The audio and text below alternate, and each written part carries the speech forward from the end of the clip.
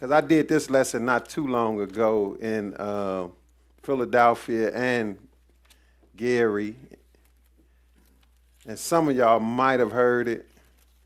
It's a little different when you hear it live, but just if you've been around a little bit, you hear the same thing eventually. We go over the same lessons eventually. It take a while, but we get to the same lessons, and that shouldn't be a problem because a lot of times we forget things. We need to be reminded. They need to be refreshed. So if this is a lesson you heard, thank God that you got some understanding, and you probably get more understanding. But even if you don't, it's a refresher course. So this is Philippians 3. I'm just going to read this before we get into the lesson and see what Paul mentioned to the Philippians in this case here. Philippians 3 and verse 1. Philippians 3 and verse 1. When you get there, brother, you can go ahead and read it. Finally, my brethren, rejoice in the Lord. To write the same things to you, to me indeed is not grievous, but for you it is safe. See, now Paul is talking to these people who had heard the word, and he said, finally, my brethren, rejoice in the Lord, to write the same things to you. To me indeed is not grievous. Because, you can look at that and that you can look at it as grievous if you wanted to. I had brothers tell me, well, I'm running out of lessons. Well, do the same ones you did before. But they act like that would be a problem. No, we have to go over the same thing. That's why he said to write the same things to you. To me, indeed, it's not going to bother me. It don't bother me to do this lesson again and again and again because we need to be reminded of it.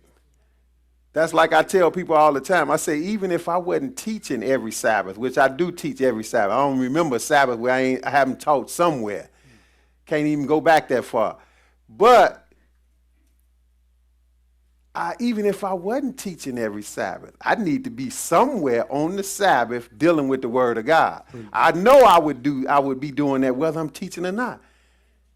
Because it's not just about teaching. It's about being refreshed in the Word of God every week. So that's what he's getting into, and that's what we're going to get into. We're going to get into this lesson. We're going to start off in Isaiah 46. And Fontaine, he going to do double duty because he going to put do a little scribe work on the board. And this lesson, again, just shows you how absolute God is, how he's planned everything out from the beginning. Some people might call it meat. If you've been around a little bit, it should be real simple. But what the Lord did to show you his plan of ultimately setting a kingdom up on this earth, which people don't seem to realize that nowadays because everybody, from a child, I even thought from a young child that the goal was to go to heaven. We're going to go to heaven one day, They had me praying a prayer before I went to bed. Take me, if I die before, I wake, take me to heaven. Yeah. So, but we thought we was going to heaven. I used to hang out with guys in the streets, and when I got the word, I went back to talk to them. I'm talking about real criminals. And these Negroes, that's right, I said, these Negroes was thinking, they said, yeah, man, but I want to go to heaven. And I had to tell them, look, you ain't going to never go to heaven. Especially if you was, not with what you doing, but you ain't going to go to heaven regardless. It's not about going to heaven. But that's what we have been trained to think, and God is telling you all over. Jesus told you to pray, thy kingdom come. How in the world you get to heaven from that? Right. He said, pray thy kingdom come, thy will be done in earth as it is in heaven. That is the goal. That's what God is planning to do, been planning from day one to set his kingdom on earth. Bring a heavenly kingdom to the earth. You don't have to leave the earth to get to heaven. It's going to be right here. That's what people don't understand. And then if it wasn't enough, he showed you countless ways. He even went through the trouble, what this lesson reveals, to show us all the kingdoms from a set time, all the kingdoms that would rule on the earth until it was time for him to set his kingdom up. He showed us all of them. And therefore, you can't miss it even if you really have to just want to ignore the word of God to miss this. Because he showed you the kingdoms that would be here, ruling the earth down to the end. We know how it's going to end. He showed us these kingdoms, then showed us how his kingdom is going to take over, period, cut and dry. So we're going to start off in Isaiah, the 46th chapter, and pick it up at verse 9. The title is From the Kingdom of the Gentiles, because the Gentiles rule the world now. They supposed to rule the world now until God come back and take it over and set his heavenly kingdom up on this earth. So from the kingdom of the Gentiles to the kingdom of God. That's why I'm not upset at the way things are going in the world, the way the Gentiles do things, because I know if God allowed them to rule, who am I to say anything? You know, back in the 60s, you know, brothers thought they were going to get a little power. They even had the thing, black power. Black power. You know, a few brothers still say that. Black power. Look, the Gentiles still got the power. Only thing left from the black power symbol is that little pick that you had. That pick. I got one of them picks. That's the only fist left because the Gentiles show they going to rule the world. And they going to rule the world until the Lord take it from them. I got one of those picks. That's what I use when I use it. From the kingdom of the Gentiles to the kingdom of God. And we're going to start off in Isaiah 46 just to show you that the Lord, this is one of the ways you know for sure that God is God. When I first started believing the word, I was doing just that. I was believing the word. And then when I learned a little bit about a lesson like this, I went beyond believing the word. This is what let me know this is the word. This is the real God. I went beyond believing. See, I know beyond a shadow of a doubt this is it. Because what did the Lord do? Unlike any of these so-called holy books, I read a bunch of them. Looked at the Quran, looked at other books. Unlike any of these books, and you could check them out, the Lord told you the future before it happened.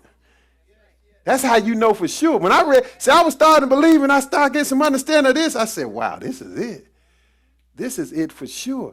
Isaiah 46 and verse 9. Go ahead, my brother. Remember the former things of old, for I am God, and there is none else. I am God, and there is none like me. Now you see how God talking? See, he the one and only God.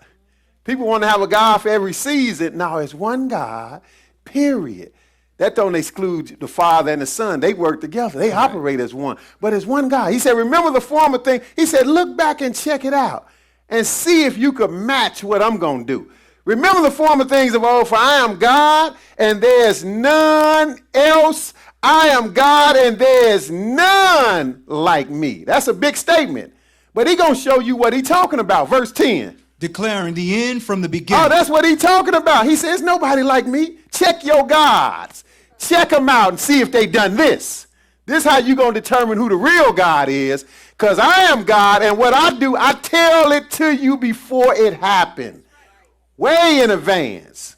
There's none like me, he said, declaring the end from the beginning. I tell you what it's going to be in the end at the beginning. Find any other God that can do that. Go ahead. And from ancient times, the things that are not yet done, saying, my counsel shall stand, and I will do my pleasure, all my pleasure. See, he said, not do it from ancient times. I tell you what it's going to be in the end. From ancient times, before it even happened, the things that are not yet done, saying, what I say, that's what's going to happen. That's how I know he's going to set a kingdom up on this earth. Because he's been saying it from ancient times. He even told you, he went through the trouble to give you all the world ruling empires down to time for his kingdom to take over. Now, this is an example. We're going to read, matter of fact, we're going to skip that. We're going to go right to Jeremiah 4, because he gave you a little lightweight example. And then at the end, he kind of gave you a preview of what it's going to be at verse 13. He said, I bring near my righteousness, it shall not befall. My salvation shall not tarry. I will place salvation in Zion for Israel, my glory. That's how it's going to end. But now, Jeremiah 4, we're going to get right into it, and we're going to see that even when he got mad at Israel, he told them what was going to happen immediately. It hadn't happened yet, but he told them how it was going to be. He gave them opportunity, like the Lord do us all. And when they didn't repent, he told them what the reward was going to be, and it wasn't good. Jeremiah 4:1. Go ahead.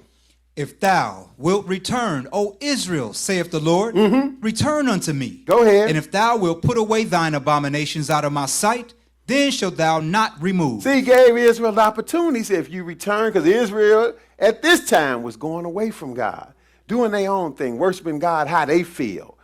He said, if you return unto me, if you put away your abominations, you would not remove. What do he mean? Remove into captivity, which is what ultimately happened. Right.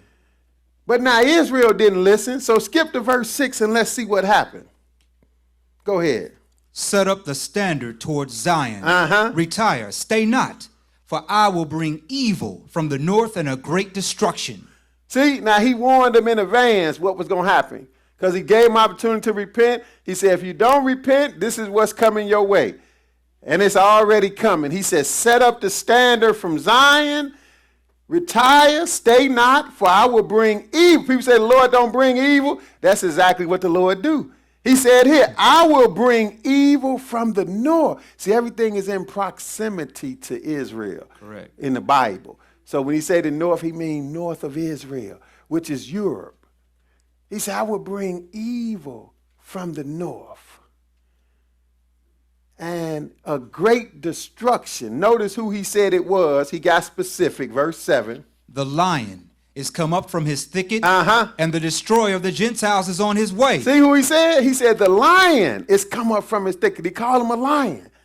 The lion has come up from his thicket, and the destroyer of the Gentiles, I'm going to write this up here, is on his way. Go ahead.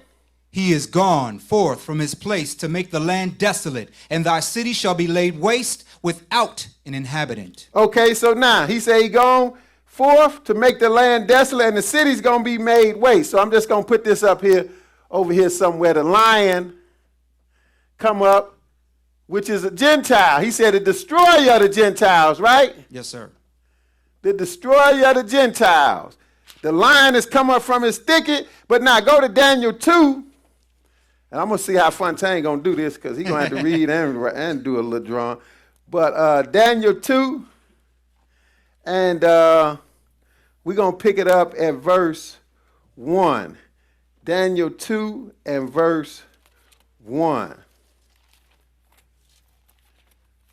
Okay. Go ahead. And in the second year of the reign of Nebuchadnezzar, Nebuchadnezzar dreamed dreams wherewith his spirit was troubled, and his sleep brake from him. Okay, so now, this go to, again, when we just read in Jeremiah, the Lord already warned Israel what was going to come their way. Because when God's own people got out of line, the Lord sent somebody against them. Who did he send? He sent the lion. He said the lion has come up from his thicket. The destroyer of the Gentile is on his way. And that was none other than Nebuchadnezzar, who was the king of Babylon. So by this time, he had came, he had took many Israelites into captivity, into slavery. He said he hadn't did it in Jeremiah 4. But by Daniel 2, he had done it. Daniel was actually a slave, had a new name like we got in this country, in Babylon. He was a slave already.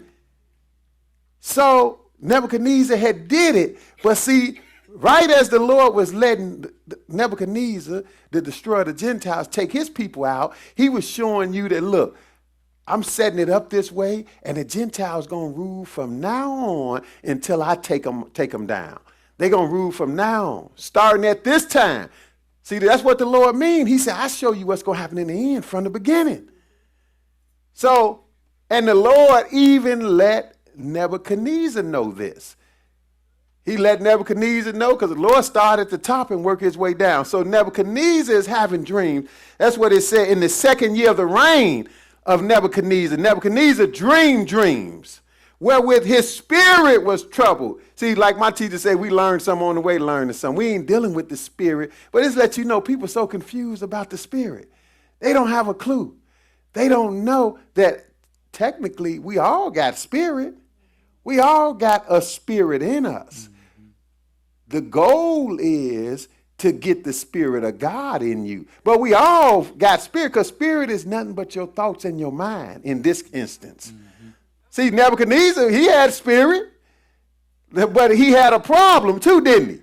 Because it said, wherewith his spirit was troubled. What does that mean? See, people blow spirit out where you can't even understand it. Oh, the spirit.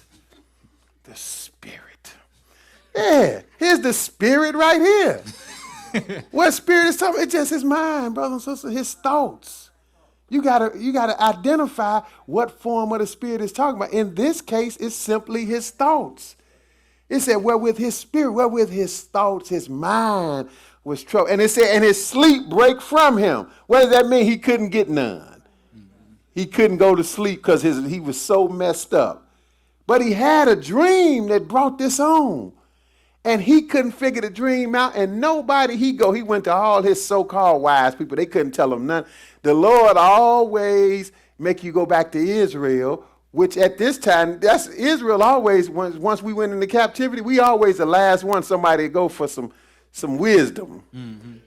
He went to everybody else first. We're going to skip over that, so I'm just filling in the gap. He went to everybody else first. They couldn't help him because he wanted to know. His spirit was messed up. He was like, look, I had a dream. I got to understand this. This is serious. God, like we used to say, God didn't put a strain on his brain. His mama couldn't explain. He couldn't. Y'all don't know nothing about that. No. But he was messed up. And he said, I got to know. I got to understand this. And he went to everybody, but last he went to Daniel. Because when you need some help, you don't care who you get it from, even if it's the slave. Like I say all the time, even if, Obama is the president of this country, if he got in a real jam, we would be the last stop for him. But guess what? If he couldn't get no help nowhere else, he would show up right here, knocking on the door. Because that's the way the Lord will do people. So now that's what happened to him, and he ended up, because, he didn't go to Daniel first because Daniel was one of the slaves. Matter of fact, Daniel didn't find out till they come to kill him because he was so mad, Nebuchadnezzar was, that he said he going to kill all the so-called wise men in Babylon because they couldn't tell him what he wanted to know about this dream. Then they went to kill Daniel. That's what they show up for you for. They wanted to kill him, and Daniel said, oh, wait, what's going on? They said, well, the king, he got a problem, and can nobody help me? He said, I didn't even know. Give me a little time. Let me pray. And he did that. So he found out what the dream was. Skip to verse 31 and go ahead. Thou, O king, sawest, and behold, a great image. This great image, whose brightness was excellent, stood before thee. And the form thereof was terrible. Okay, so now, I'm going to ask, because this going to be a lot. I'm going to see if somebody else can read right quick while Fontaine draw this. Then he'll pick it back up once he draw this, because it's going to be too much. Yeah, Brother Eric, come and read. So he said, the first thing he said, thou, O king, sawest, and behold, a great image. So this is the dream that Nebuchadnezzar had. Daniel is actually telling him the dream because Nebuchadnezzar couldn't remember the dream. He knew it was important, but he could not remember it. So he's telling him the dream first, then going to tell him what the dream meant. He said, King, you saw a great image. This great image, whose brightness was excellent, stood before thee, and the form thereof was terrible. Now he going to break the image down. And what did he say at 32? This image's head was of fine gold. Okay, so this is a statue like. It's an image of a man, and it had a head, and the head was of fine gold. So that's the first thing. It starts off, and the image we're going to find is going to work its way down. So the image's head was of fine gold. What else? His breast and his arms of silver. His breast and his arms of silver. So again, it's descending. It's going down from gold to the breast and arms of silver. The head of gold to the breast and arms of silver. Go ahead. His belly and his thighs of brass. His belly and his thighs are of brass. Okay, so it's steadily going down. Go ahead. His legs of iron, his feet part of iron and part of clay. Okay, so now we done went with this image the Lord done showed us. They almost right there, I think.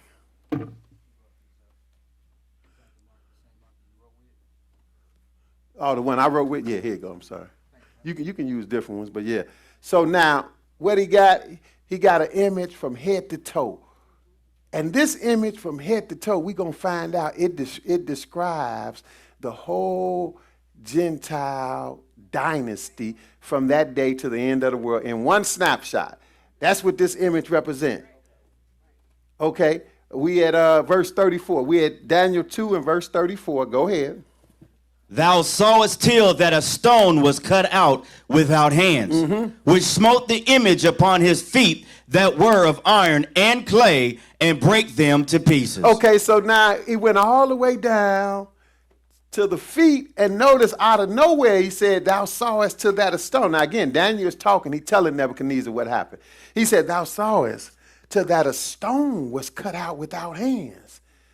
So this is not a natural stone. This stone is unnatural because it wasn't cut normally with some man and some saw. He said it was cut out without hands, and the stone smote the image on the feet. Notice where it's hit the image at. It's going to hit the image on the feet, not on the head. Now, why does it hit it on the feet? When normally, if you really want to hurt something and destroy somebody, if you're dealing with an individual, you would try to hit them on the head. That's just the way it is. But no, it hit the image. You don't really try to do nobody no harm, and you say, I'm going to step on your feet. You know, people laugh. They look at you, and they might hit you upside your head. But the Lord is showing you this image. Whoever is in control of the image, the control of the image descended down. So it started with the head of gold being in control, and we're going to see it's going to descend down all the way to the toe. So by the time the stone show up, which is the Lord, the one is the part of the image that's in control is the feet. That's why it hit it on the feet. But the image is one. It's one dynasty, and once you hit it on the feet, you're going to destroy the whole thing. That's what he said, verse 34, thou sawest till that a stone was cut out without hands, which smote the image on his feet that were of clay, that were iron and clay. That's important to understand. The feet were of iron and clay, a mixture of strong and weakness, and break them to pieces. Go ahead, then what, 35?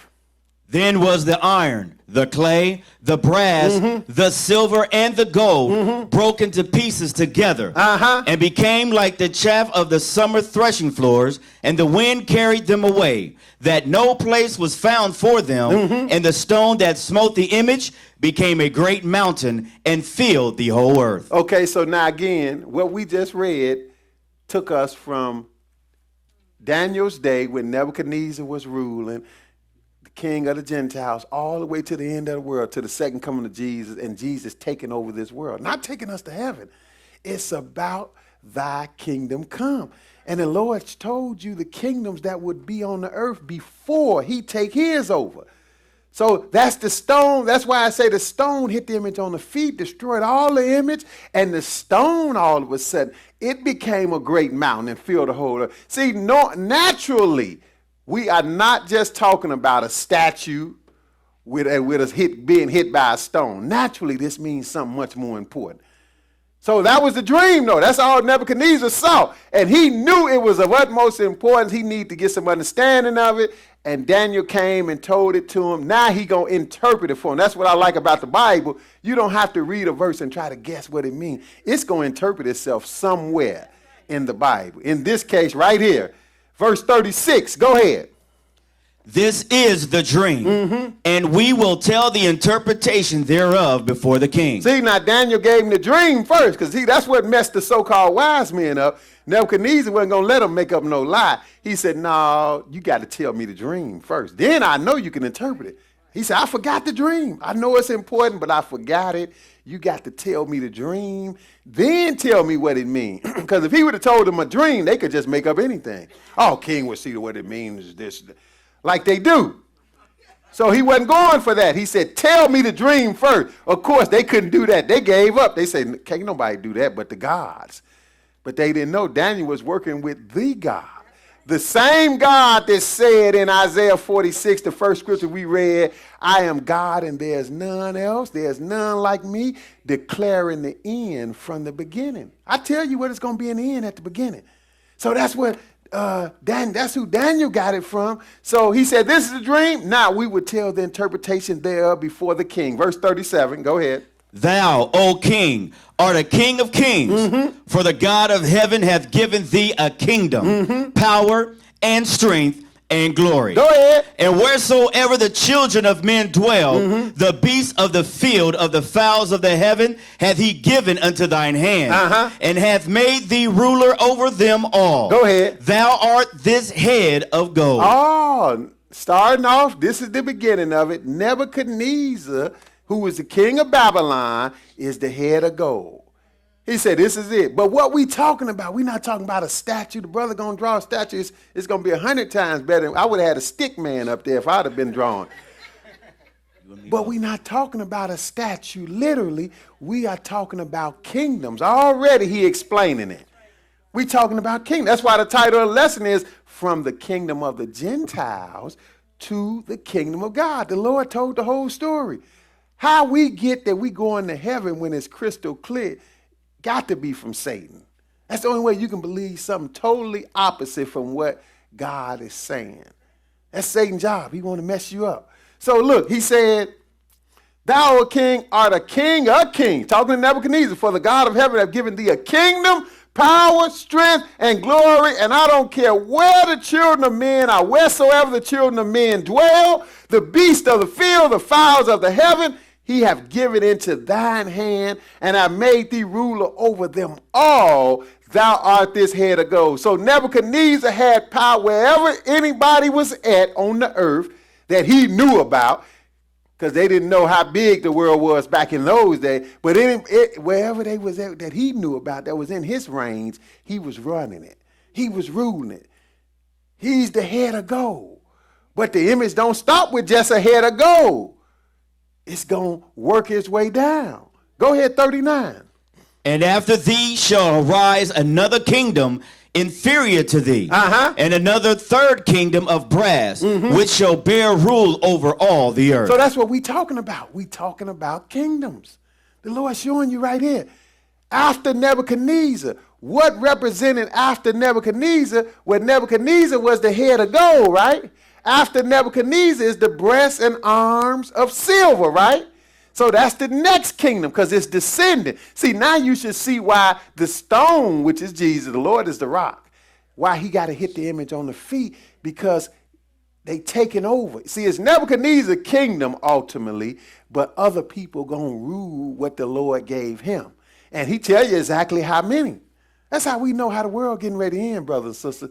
Look. He said, and after thee shall arise another kingdom inferior to thee, just like we know silver is inferior to gold, right? And then he said, after that, he said, and another third kingdom. That's what verse 39 said, of brass, which that's what the belly and the thighs is, it's a brass, according to the dream and the image. A third kingdom of brass, which shall bear rule over all the earth. So that's the third kingdom. But we're going to see exactly how many it is. Go ahead, verse 40. And the fourth kingdom shall be strong as iron. See, the fourth kingdom. That's all it is, too. 4 kingdoms of the Gentiles. People say, well, it's been a whole lot of kingdoms. Look, it haven't been no more kingdoms, technically, from Nebuchadnezzar's time until our time. And you might have a question, well, I don't see the fourth one ruling. You need spiritual eyes to see the fourth one ruling, because the fourth one's still ruling what the Lord gave to Nebuchadnezzar. Ultimately, it's Nebuchadnezzar. It's Babylon, ultimately. That's why you read in Revelation, we're going to get to Revelation later on, and he called it Mystery Babylon. Why? Because that's the name. See, the Lord, look at who he gave it to. I gave it to him, I'm going to take it from him. That's why he was the head of gold. But still, he said, the fourth kingdom shall be strong as iron. That's the legs. The legs were iron.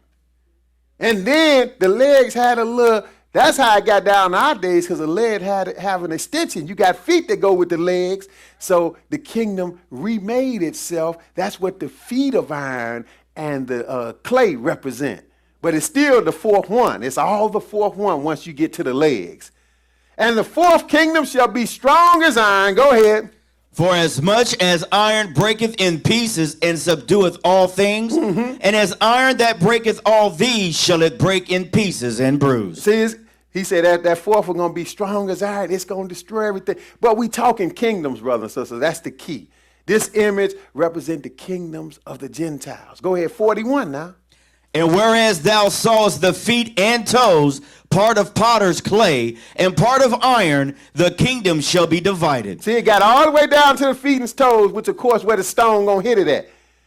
He said that's part of iron and part of potter's clay. The kingdom shall be divided. Go ahead. But there shall be in it of the strength of the iron, for as much as thou sawest the iron mixed with merry clay. See, now that's the fourth one. See, and there's no more after this one.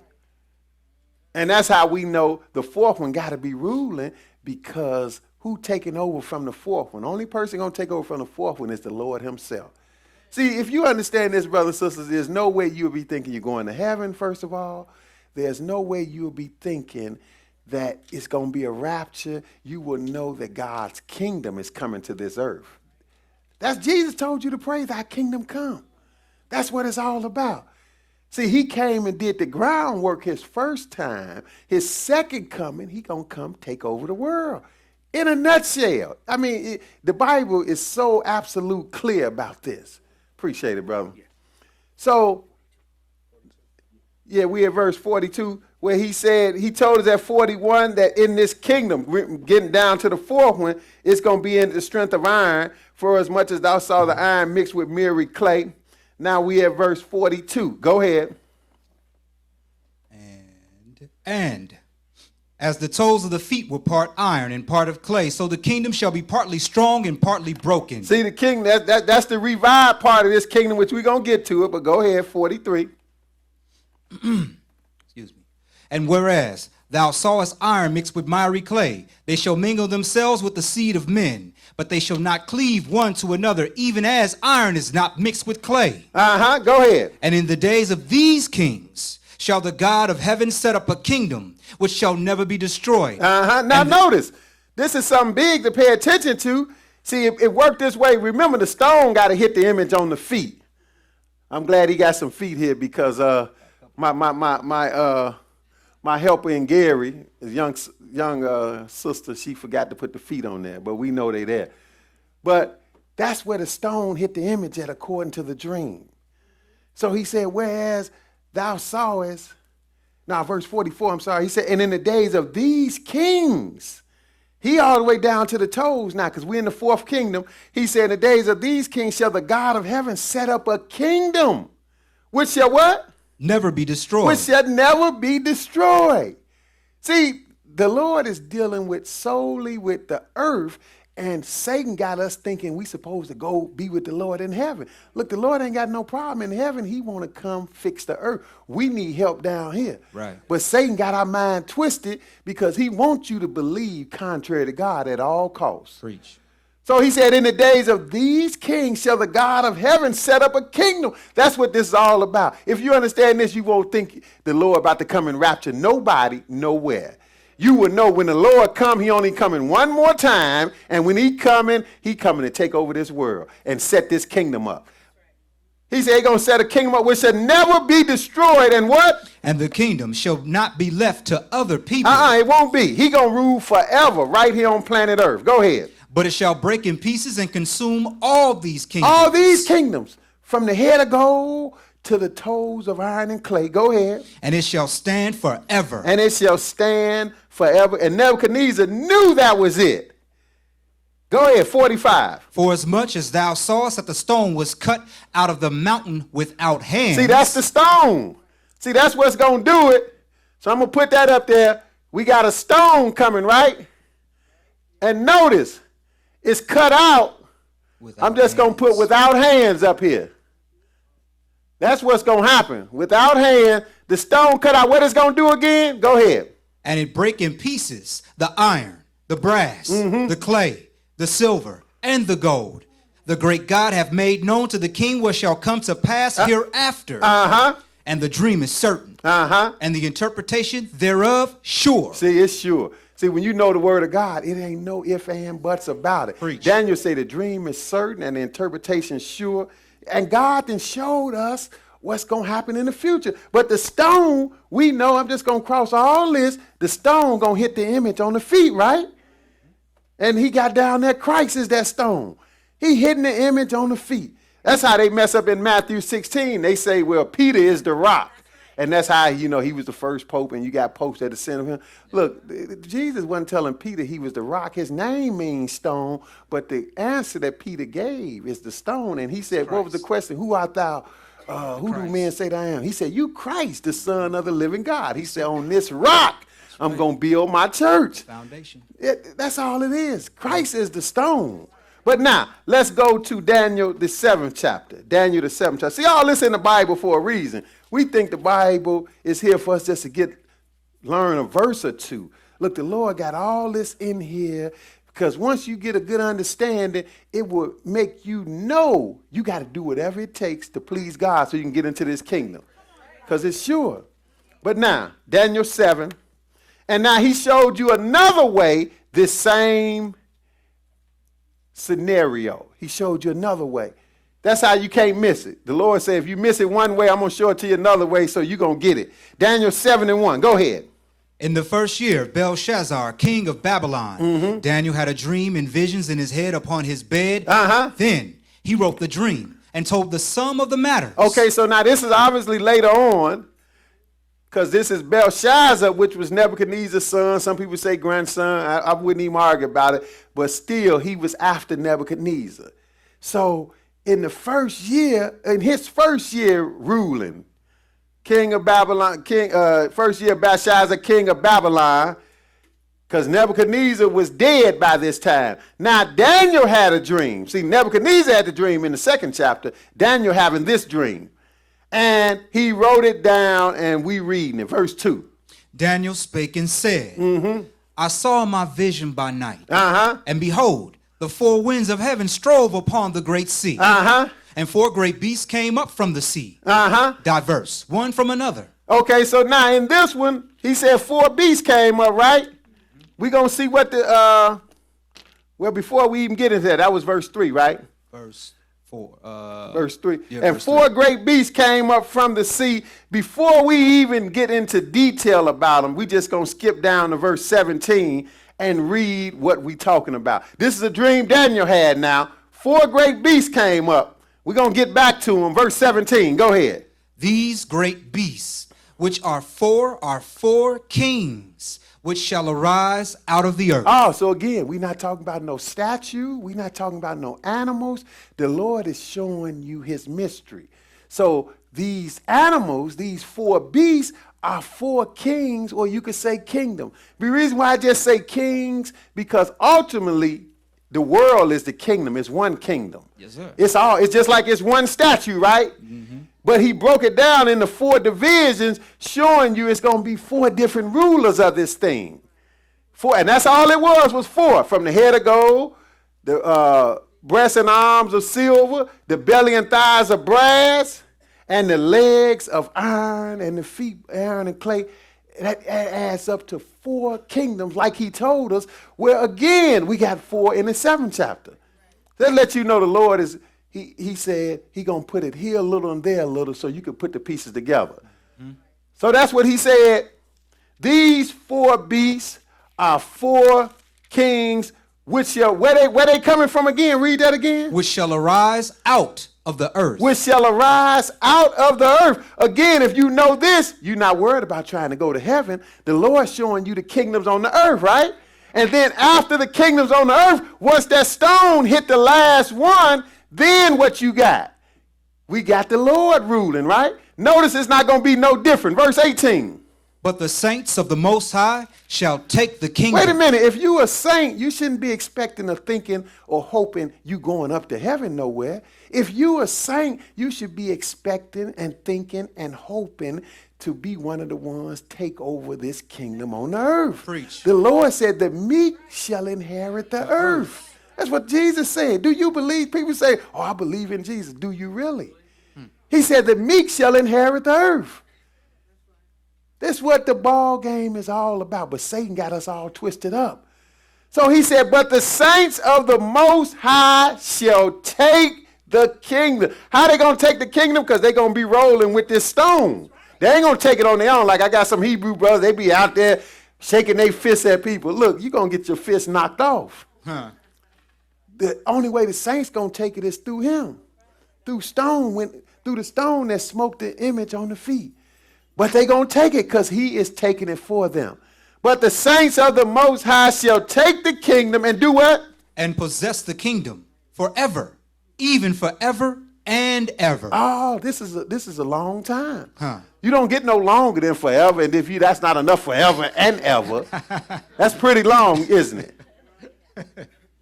So it don't make no room for you to eventually creep up to heaven. Right. That's just a long-standing lie, brother and sister, that's not in the Bible. So now we're going to back up to verse 4, and we're going to get into them individually. But we know already, like the Lord said, he tell us the end from the beginning. We already know how it's going to end. 4 kingdoms been ruling, and after the 4th, when the Lord going to take over, being that the Lord haven't taken over yet, we know we still in the 4th one. But you should have a question. You should say, well, I don't see the 4th one. You know, we're going to show you. The 4th one is ruling to this day. Yes, but sir. Back up to verse 4 and go ahead. We're going to get into it. We're going to break it down a little bit. Go ahead. Verse 4. Mm-hmm. The first was like a lion and had eagle's wings. Uh-huh. I beheld till the wings thereof were plucked, and it lifted up from the earth and made stand upon the feet as a man, and a man's heart was given to it. Okay, so now this is the first kingdom. It's a lion. Fontaine did a good job with this statue too. That's the best one I done had. But I ain't gonna have him draw no line. I'm just gonna write the word up here. So we're gonna put lion, right? Mm-hmm. But guess what? We already had lion, didn't we? Mm-hmm. Because that was referring to the first kingdom. Who is the first kingdom? It's Nebuchadnezzar. See, so we're going to put that up there because the Lord told Daniel to tell Nebuchadnezzar, you are the head of gold. Yep. So who is the lion? That's none other than Babylon. Nebuchadnezzar was the first king. So that's the first kingdom. And that's who, of course, Jeremiah, we read Jeremiah 4, that's who he was referring to. He said, the lion has come up from his thicket, the destroyer of the Gentiles. See, the Lord let Nebuchadnezzar take Israel out for their disobedience. And then he let Nebuchadnezzar rule and pass it down to other people. Then the Lord said, I'm going to take it in the end. And Israel going to be back ruling again. So the first is like a lion, and this is some kind of lion because they got eagle's wings. So that's a dangerous lion. But we already know this is not a lion.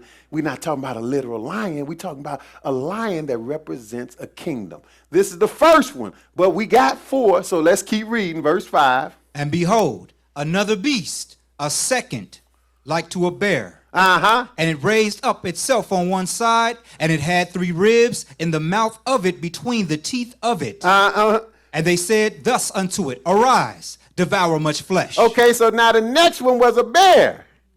And this was the breasts and arms of silver, right? Mm-hmm.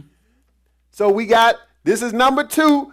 It's a bear. We don't know, we haven't let the Bible tell us, but we going to let the Bible show us point blank who this one is. So I'm not even going to put the name up here, even though those that got some understanding already know. But it's the breasts and the arms of silver, which of course is inferior to gold. It's going to kind of, it's detracting some. But now, what verse we at? Verse 6. Were we supposed to read that one yet? Go ahead and, go ahead and read it. Verse 6. After this I beheld, and lo, another, like a leopard, which had upon the back of it 4 wings of a fowl. The beast had also 4 heads. Okay, so now the third one, which correspond to the statue, which was the belly and the thighs of brass. What was it? It was a leopard. Mm-hmm. It was a leopard. And the leopard even had, I'm going to put this up here because it's significant, it had 4 heads, right? 4 heads and 4 wings. 4 heads and 4 wings of a fowl. See, all this means something. It's not in the Bible just for you to not pay attention to it. The Lord showing you something. But go ahead. We got to get down to because there's only 4. Just like the statue had 4 divisions, we got 4 animals that represent the same thing. Go ahead. Verse 7. Mm-hmm. After this I saw in the night visions, and behold, a fourth beast. See, a fourth beast. So I'm going to put this 4 up here. Because that's all we got. We got 4 beasts. We got 4 divisions of the statue. All add up to the four world ruling empires of the Gentiles. So this fourth beast, what animal did the Lord use for this one? Go ahead. Dreadful and terrible. Wait a minute. But that ain't even, we don't have no animal called dreadful and terrible, do we? No. We don't even have an animal called that. But that's the only name. That shows you how dangerous this is. I'm going to show you how dreadful and terrible this beast is. He ruling you, and most people don't even know he ruling you. That's how dangerous he is. Because when he didn't have the physical power to rule you anymore, he came up with mind power and been controlling you. That's why you think you're going to heaven. Preach. Because this beast told you that. Telling you contrary to the Lord. That's why you don't have preachers to this day telling us stuff like this that's in the Bible. Because this beast then threw everything off. So he said this beast, he used a tough lion. That's a bad boy, right? He used a bear, another bad boy. Then he used a leopard. A leopard is bad. Then you give him 4 heads and 4 wings. You'll be running. So, I mean, you ain't got, he didn't use kind of the best ones in his creation. So this one, he didn't even have an animal. The Lord said this beast, read it again, verse 7. After this, I saw in the night vision, and behold, a fourth beast. He the fourth one now. He is a kingdom. The fourth beast, what's his name? Dreadful and terrible. That's all we can put, right? Dreadful and terrible. That means this boy's something else. Dreadful and terrible. This beast is dangerous. People don't even know it. He the one. See, he the one going to be around at the end. He ruling now. He corresponds to the legs of iron and the feet iron and clay. Go ahead. And it was strong exceedingly. And it had great iron teeth. See, it got great iron teeth, just like the legs were of iron. Go ahead. It devoured and brake in pieces and stamped with the residue with the feet of it. And it was diverse from all the beasts that were before it. That show you it's something special, isn't it? He says diverse from all the beasts or kingdoms that were before it. And what? And it had 10 horns. And it had 10 horns. I've got to put that up there because that's significant. We're gonna do a little subtracting later, but right now it got 10, right? 10 horns, got 10 horns. And that, it don't correspond to the 10 toes on the statue, but it's relative. And I'm going to show you what I mean by that later. Go to Daniel 5. Now this show you something else. This show you the Bible not in chronological order. Because it's good to read the Bible straight through, because then you get a good foundation. It's good to do that, but you need to understand it's not always in order. That's why you can read something in Genesis, and you might not get the answer to what you read in Genesis till you get to Revelation. So even though you read it straight through, you know the answers are spread out. It's not in chronological order, and the reason why I can prove that is because right here, we in Daniel the 5th chapter, we leave in Daniel the 7th chapter, which told us that was in the first year of Belshazzar, king of Babylon, when Daniel had that dream in the 7th, about the 4 beasts in the 7th chapter. Where the 5th chapter, Belshazzar getting ready to die. He shouldn't have been around for the 7th chapter if it was in order. But in other words, the 5th chapter happened after the 7th chapter. That's what you have to understand. Daniel 5. See, when you understand those things, then you don't get tripped up and try to put things where they don't belong. Daniel 5, and we're going to start at verse 1. Daniel 5 and 1. Go ahead. Belshazzar, the king, made a great feast to 1,000 of his lords. See, this is the end of him. But see, in the 7th chapter, that was his first year. But this is his last day right here. He don't know it. He having a party. He think it's all good. He had a feast. He had a party with 1,000 of his lords, because now he done took over. He ruling what the Lord gave Nebuchadnezzar. He ruling now. So he had a party for 1,000 of his lords. And what'd he do? And drank wine before the 1,000. And he drank wine. Oh, they having a good time.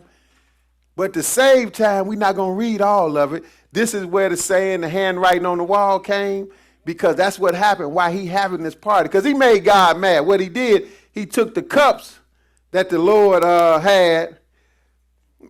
Y'all ain't got nothing to do, right? Go ahead, read verse 2. Verse 2. Yeah, go ahead. Belshazzar, whilst he tasted the wine, commanded to bring the gold and silver vessels which his father Nebuchadnezzar had taken out of the temple which was in Jerusalem, that the king and his princes and wives and his concubines might drink therein. Okay, see, now he got a little too tipsy. And he decided to do something he had never did. See, this shows you that God will let you have some power over somebody. Like the scripture, it's a scripture that say there's a time when one man ruleth over another man till his own hurt. See, and that's what Nebuchadnezzar, see, he thought Nebuchadnezzar and Belshazzar thought they was running it and they just couldn't be stopped. Kind of like Pharaoh when he was ruling over Israel. He couldn't believe that the Lord sent Moses and said, let my people go. Like, I don't know nobody powerful enough to make me do that. So this guy got carried away. He thought just because he was in control that God couldn't do nothing to him, and he went the extra mile. Now, because God let Nebuchadnezzar take Israel down. He let Nebuchadnezzar destroy the temple in Jerusalem, take all the golden vessels and stuff out of the temple. God let him do it because he was mad at Israel. But that don't mean you throw him your nose at God, because that's still the one and only true and living God. So that's what he decided to do. He got a little puffed up and said, yeah, because his father, Nebuchadnezzar, had enough sense not to mess with them cups. He just put them over there, left them over there. But now this guy going to say, bring them cups that my daddy took from Jerusalem. I'm going to drink in those cups. Bad move. And while he drinking, he could have been fine having this little party till he brought God into the pit. That shows you how important Jerusalem and all that is to the Lord. Even though he had let him take it, look, don't act crazy. But go ahead, verse 3.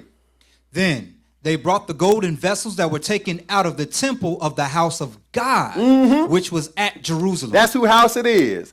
Even though he got mad and made Nebuchadnezzar destroy it, that's still his house. This is still his stuff. Go ahead. And the king and his princes, his wives, and his concubines drank in them. They drank wine and praised the gods of gold and of silver, of brass and iron, of wood and of stone. See, they praising every god under the sun except the real God, and they drinking out of his cup, so to speak.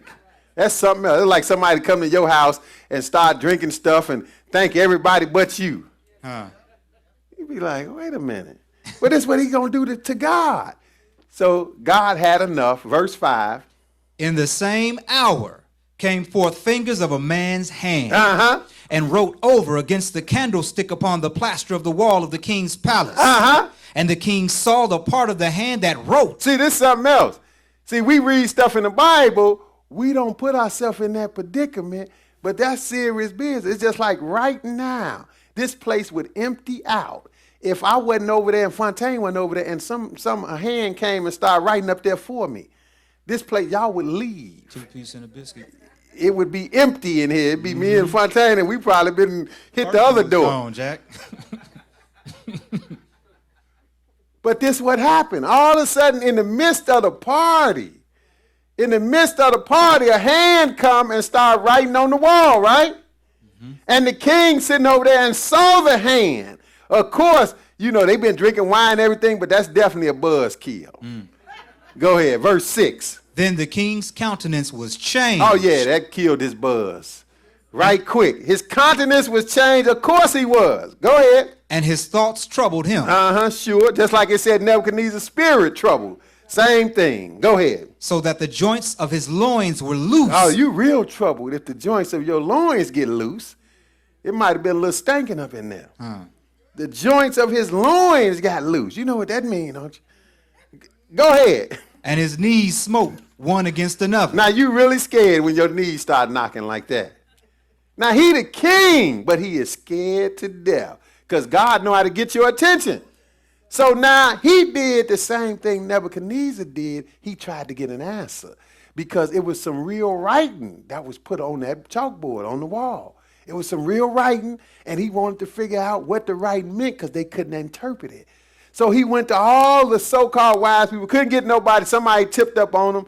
His mother, somebody said, look, well, your king had, your father had a problem years ago with that image that we went over. He had a problem. And Daniel, one of the slaves, figured it out. So he said, call him. You know, he didn't care where the help came from. Call Daniel then. And so that's what happened. We're going to cut to the chase. Verse 25. Daniel got in there. Daniel kind of lectured the man a little bit at first before he told him what the writing meant. Then he told him what the writing meant. That's what we're going to get to. You can read the rest on your own. Go ahead. Verse 25. And this is the writing that was written. Many, many, tekel upharshin. This is the interpretation of the thing. See, that's all it was written. The Lord don't have to even write a whole lot or say a whole lot to give you a message. Many, many tekel upharshin. Basically 4 words written. And he said, this is the interpretation of the thing. Go ahead. Many. God hath numbered thy kingdom and finished it. Wait a minute. He said, many mean God have numbered your kingdom and finished. You should say, well, what we reading this for? Well, you should see what we reading this for, because what we going to do, we going to trace these kingdoms down till we get to the time when the Lord going to take over. Being that we got to have 4, and being that Nebuchadnezzar's Babylon was the first, we need to see what happened after that. God, see, again, this is God telling it to us before it happened. See, it hadn't even happened when he told Daniel in the 2nd chapter, or when he told Daniel in the 7th chapter. It hadn't taken place yet. The only kingdom that was here was Nebuchadnezzar, Babylon. So, but now he's starting to fulfill this as we got up here on the board. So what he said, many, many, God have numbered your kingdom and finished it. So what we reading is about to be the end of the head of gold. It's about to go down, it's about to descend, and it's going to be the end of the lion. The lion, see, a second one had to take over from the lion, and that's the bear. Go ahead. 27. Tekel, thou art weighed in the balances and art found wanting. He said, tekel means you've been weighed. God put you on a scale, and you came up short. That means, hey, you getting ready to pay for what you did. You being judged, and it's over with. You didn't pass the test. Go ahead.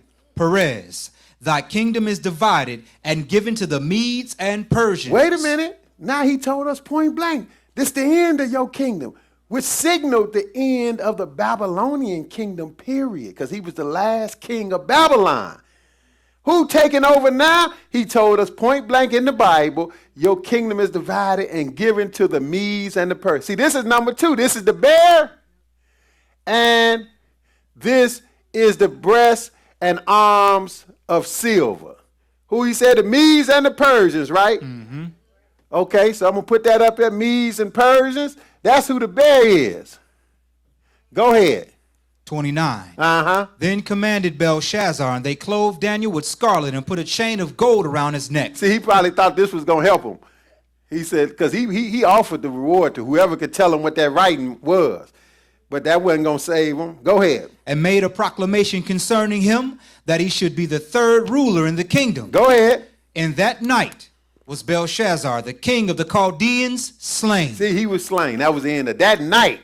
That's how I know when you get to the 7th chapter, that was his first year. This happened after the 7th chapter. This happened after the 8th chapter. Because we're going to read the 8th chapter. That was why he was still living. This is the last day of his life. He dead now. He was slain that night. And who took it? And Darius, the Median, took the kingdom, being about 62 years old. So now we got the 2nd ruler of the Gentiles, because this is a Gentile dynasty. See, the Lord called them how they was going to come. Go to the 8th chapter now. Go to the 8th chapter, because we're going to move through it. It don't take that long. We're going to get through to the 3rd one now. The 8th chapter going to tell us about the 3rd kingdom, because the Medes and the Persians, if you don't know, the Medes and the Persians, that's modern day Russia. See, these people still around. That's modern day Russia and Iran. They was joint back in the day, had a joint rulership. That's who they were. And they still here today, because the same players going to be around to the end. 8 and verse 1. Go ahead. In the 3rd year of the reign of King Belshazzar. See, that's what, again, this had to be before the 5th chapter, because he died in the 5th chapter. It's not in chronological order. You got to put the pieces together. Go ahead. A vision appeared unto me, even unto me Daniel, after that which appeared unto me at the first. See, now he had another vision. Let's show you how the Lord deal with his servants in due season. Back in Nebuchadnezzar's time, Nebuchadnezzar had the dream. The Lord just gave Daniel the interpretation. Then in the first year of Belshazzar, Daniel had a dream about those 4 beasts. Now here, this is the 3rd year of Belshazzar, the Lord gave Daniel another dream about some more animals, which all represent the same stuff. It's just more information. So he had a vision after that which appeared at the first, verse 2. And I saw in the vision, and it came to pass when I saw that I was at Shushan in the palace, which is in the province of Elam. And I saw in a vision, and I was by the river of Ulai. Okay, so now all of a sudden he by the river in this vision. Go ahead. Then I lifted up mine eyes and saw, and behold, there stood before the river a ram, which had 2 horns.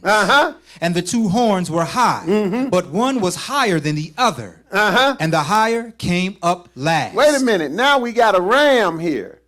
So we got to make a little room for the ram to squeeze him up here. But I'm going to tell you right off, the ram corresponds to the bear. In other words, the Lord just showing you another transition in these kingdoms using different animals. So we already, so far, we done got to 2 kingdoms, Babylon, Medo-Persian. And Medo-Persian was represented by a bear at first, but also right here is represented by a ram. That's who this is talking about. That's why I got 2 horns. It got 2 horns. And who the 2 horns represent? Horns generally represent kings or kingdoms. So the 2 horns in this case represent one the Medes and one the Persians, because it's a joint rulership. They ruled together. They coexisted in this kingdom, ruling it, which is unique for nowadays, down our days. But now, he said this ram had 2 horns, and the 2 horns were high, but the higher came up last. And that refers to the Persians because they ruled the latter half. See, when they took the kingdom, who ran it? The Medes were running. It said Darius the Mede took the kingdom. So the Medes ran it for so long. Then Persian rulers started running it, like Cyrus was a Persian. But now go ahead, verse 4. I saw the ram pushing westward and northward and southward, so that no beast might stand before him. Again, we know we're not talking about a ram, just like we weren't talking about a lion and a bear. We really talking about kingdoms, right? Same thing here. See, I'm going to throw something in here too, because the Lord giving us all this information. And you know, a lot of people talk about these other books. I looked at a lot of other books. I know when I'm dealing with some falsehood. So reason I say, because I read people talk about the Apocrypha, for instance. The Apocrypha, some people be talking about the Apocrypha. They don't know what it stands for. The Apocrypha stands for about 12, 13 books that's not included in the Bible we got.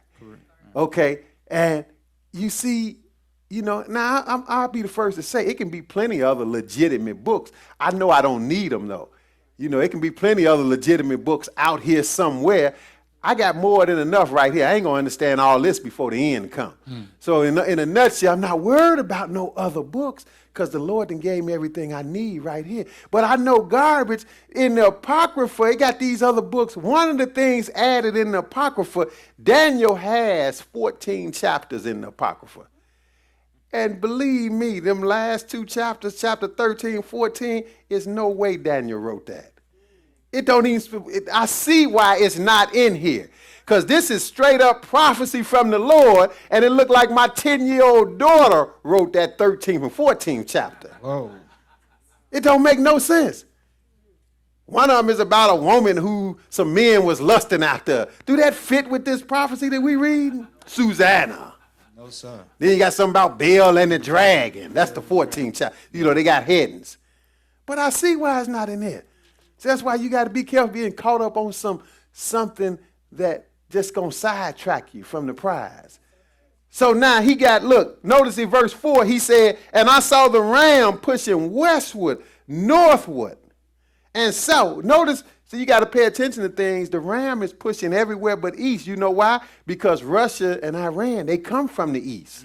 So when they go out attacking, they going out conquering people in other areas, westward, southward, and northward, because they in the east. Okay, so now the ram is in control, because the ram and the bear is one and the same, but we trying to get to the 3rd kingdom. So go ahead. Neither was there any that could deliver out of his hand, But he did according to his will and became great. See, that's the ram, but we talking about a kingdom, right? But now, before we go any further, let's make sure, I said it, but we'll let the Bible tell us. Verse 20, skip to verse 20, go ahead. The ram, which thou sawest having 2 horns, are the kings of Media and Persia. See, so we don't have to take nobody's word, do we? Preach. The Bible is explaining it. Now, we did all that to get to verse 5. Go ahead.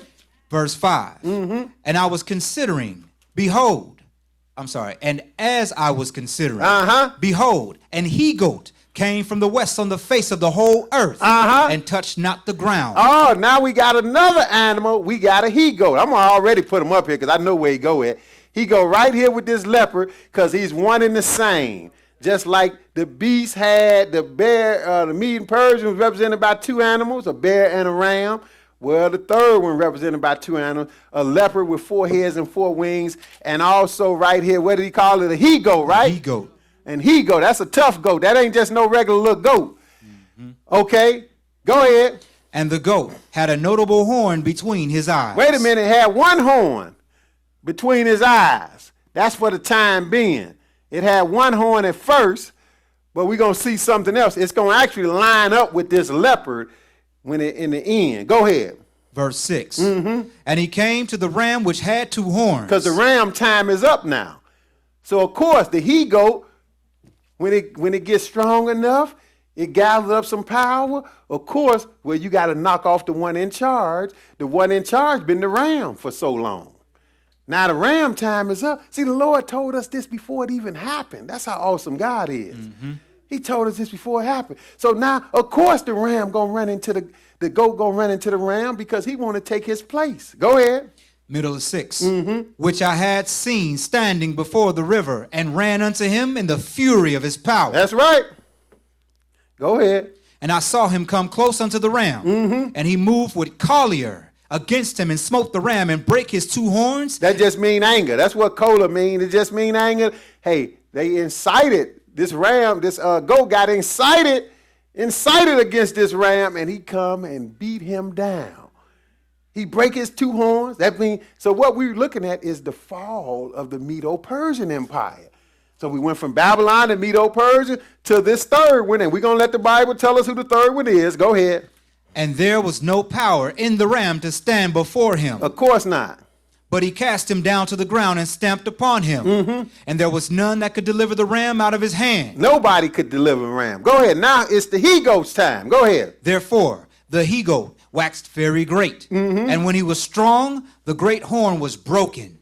And for it came up 4 notable ones toward the 4 winds of heaven. Oh, when he got strong, soon as the he-goat came into power, knocked the ram off, that 1 horn, that great horn, which represent Alexander the Great, because this is the Greek Empire, we're going to see that in a minute, he got broken. The 1 horn got broke, and instead of the 1 horn, all of a sudden on this goat or on this kingdom, out of this kingdom came up 4 horns. That's what he said, 4 notable ones.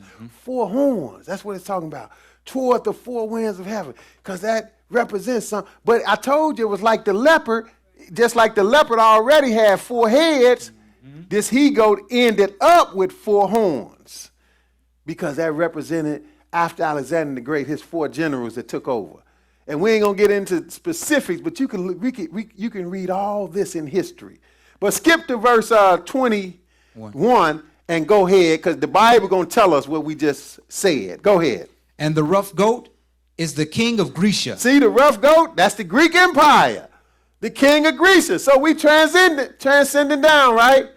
Started from the head of gold to the breasts and the arms of silver, which was the Mede and the Persians, to the belly and the thighs of brass. That's the Greek Empire, along with the goat and the leopard. The Greek Empire.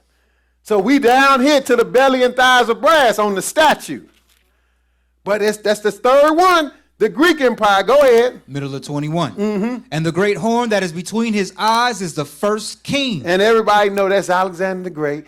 Alexander the Great conquered the world, young age, 30-some years old, and he died immediately, some type of plague. He died, and he didn't have no heir. They tried to prop up somebody in his family, but they couldn't do it. Then his 4 generals, who are documented in history, they took it and ran with it and they fought each other at first. Then they said, look, we just share. You take that part, I rule in Egypt, and they was great kings. They known in history as well as Alexander the Great. But the Lord told it way in advance, brothers and sisters, because the Lord wants you to know. See, people say, look at the Bible. They say, oh, yeah, Bible's a book of morals. It is a book of morals. It's also a book of history, telling you history. Yep. And it's for a reason, because God has proven that he is God. See, when you understand this, you say, well, look, I got to make sure I follow this God, because this is the real God. This ain't like Buddha. This is not like Allah. This is the real one right here. None of them can tell us the future before it happens. Preach. And people say, oh, well, I just want to deal with the spirit. Look, if you're dealing with the spirit, you will know this, because Jesus said the spirit is going to show you things to come. Preach, brother. That's what the spirit do.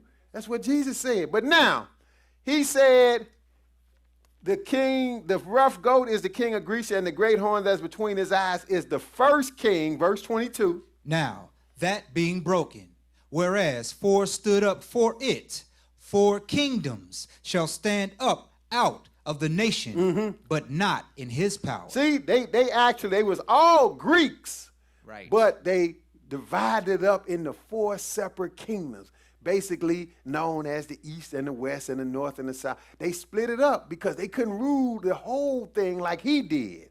He ruled the whole thing and only got stopped by the Lord because he died at a young age. But now we're going to go read a little history to verify some of that, and then move on to the next one, because we got one more kingdom to come on the scene, the 4th one. So this is from the first source, is the World Book Encyclopedia, volume 8, page 366 is the first one that we're going to read. Go ahead. The Hellenistic age.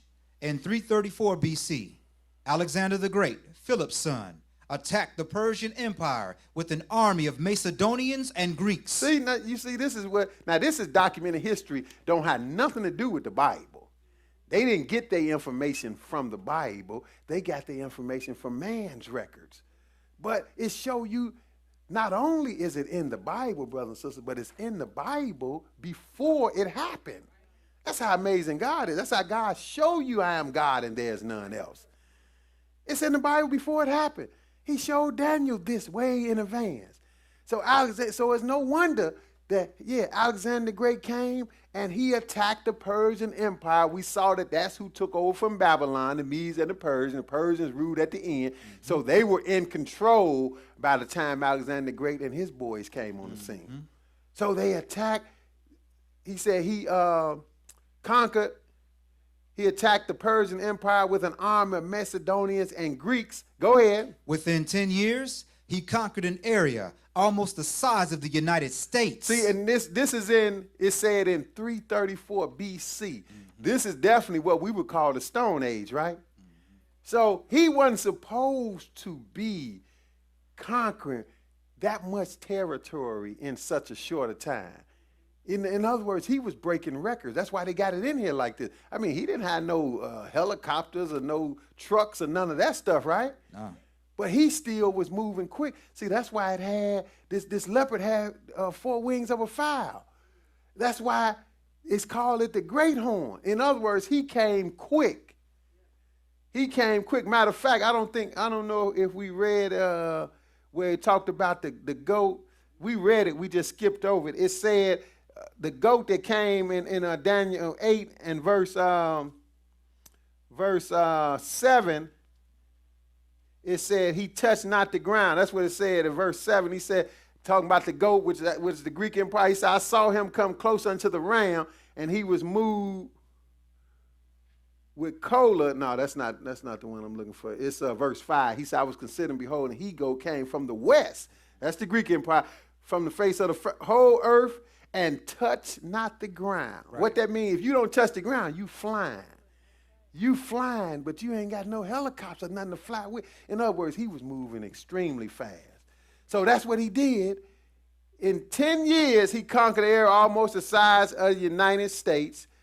But now he died. Skip over to the next paragraph after Alexander died, because that's what the Bible said. Go ahead. After Alexander died in 323 BC, Macedonia gradually became weaker. Many Greek city-states took advantage of this weakness to unite in independent leagues. Okay, so that's when the four generals took over and broke it down ultimately into four parts, and then they fragmented. It was left into two at the end, and then that, but still, we got to get a fourth kingdom to come out of this. So go right into the next history book, which is below that, page 391 of volume 16, same World Book Encyclopedia. These just basic encyclopedias. You can find this stuff in any encyclopedia. Go ahead to, Greece. Greece at this time was torn. Well, this is out of the World Book Encyclopedia, page 391. Right. Greece at this time was torn by quarrels among its city-states. So this is later on. This is some 150 years from Alexander the Great. Over 150 years from Alexander's time now.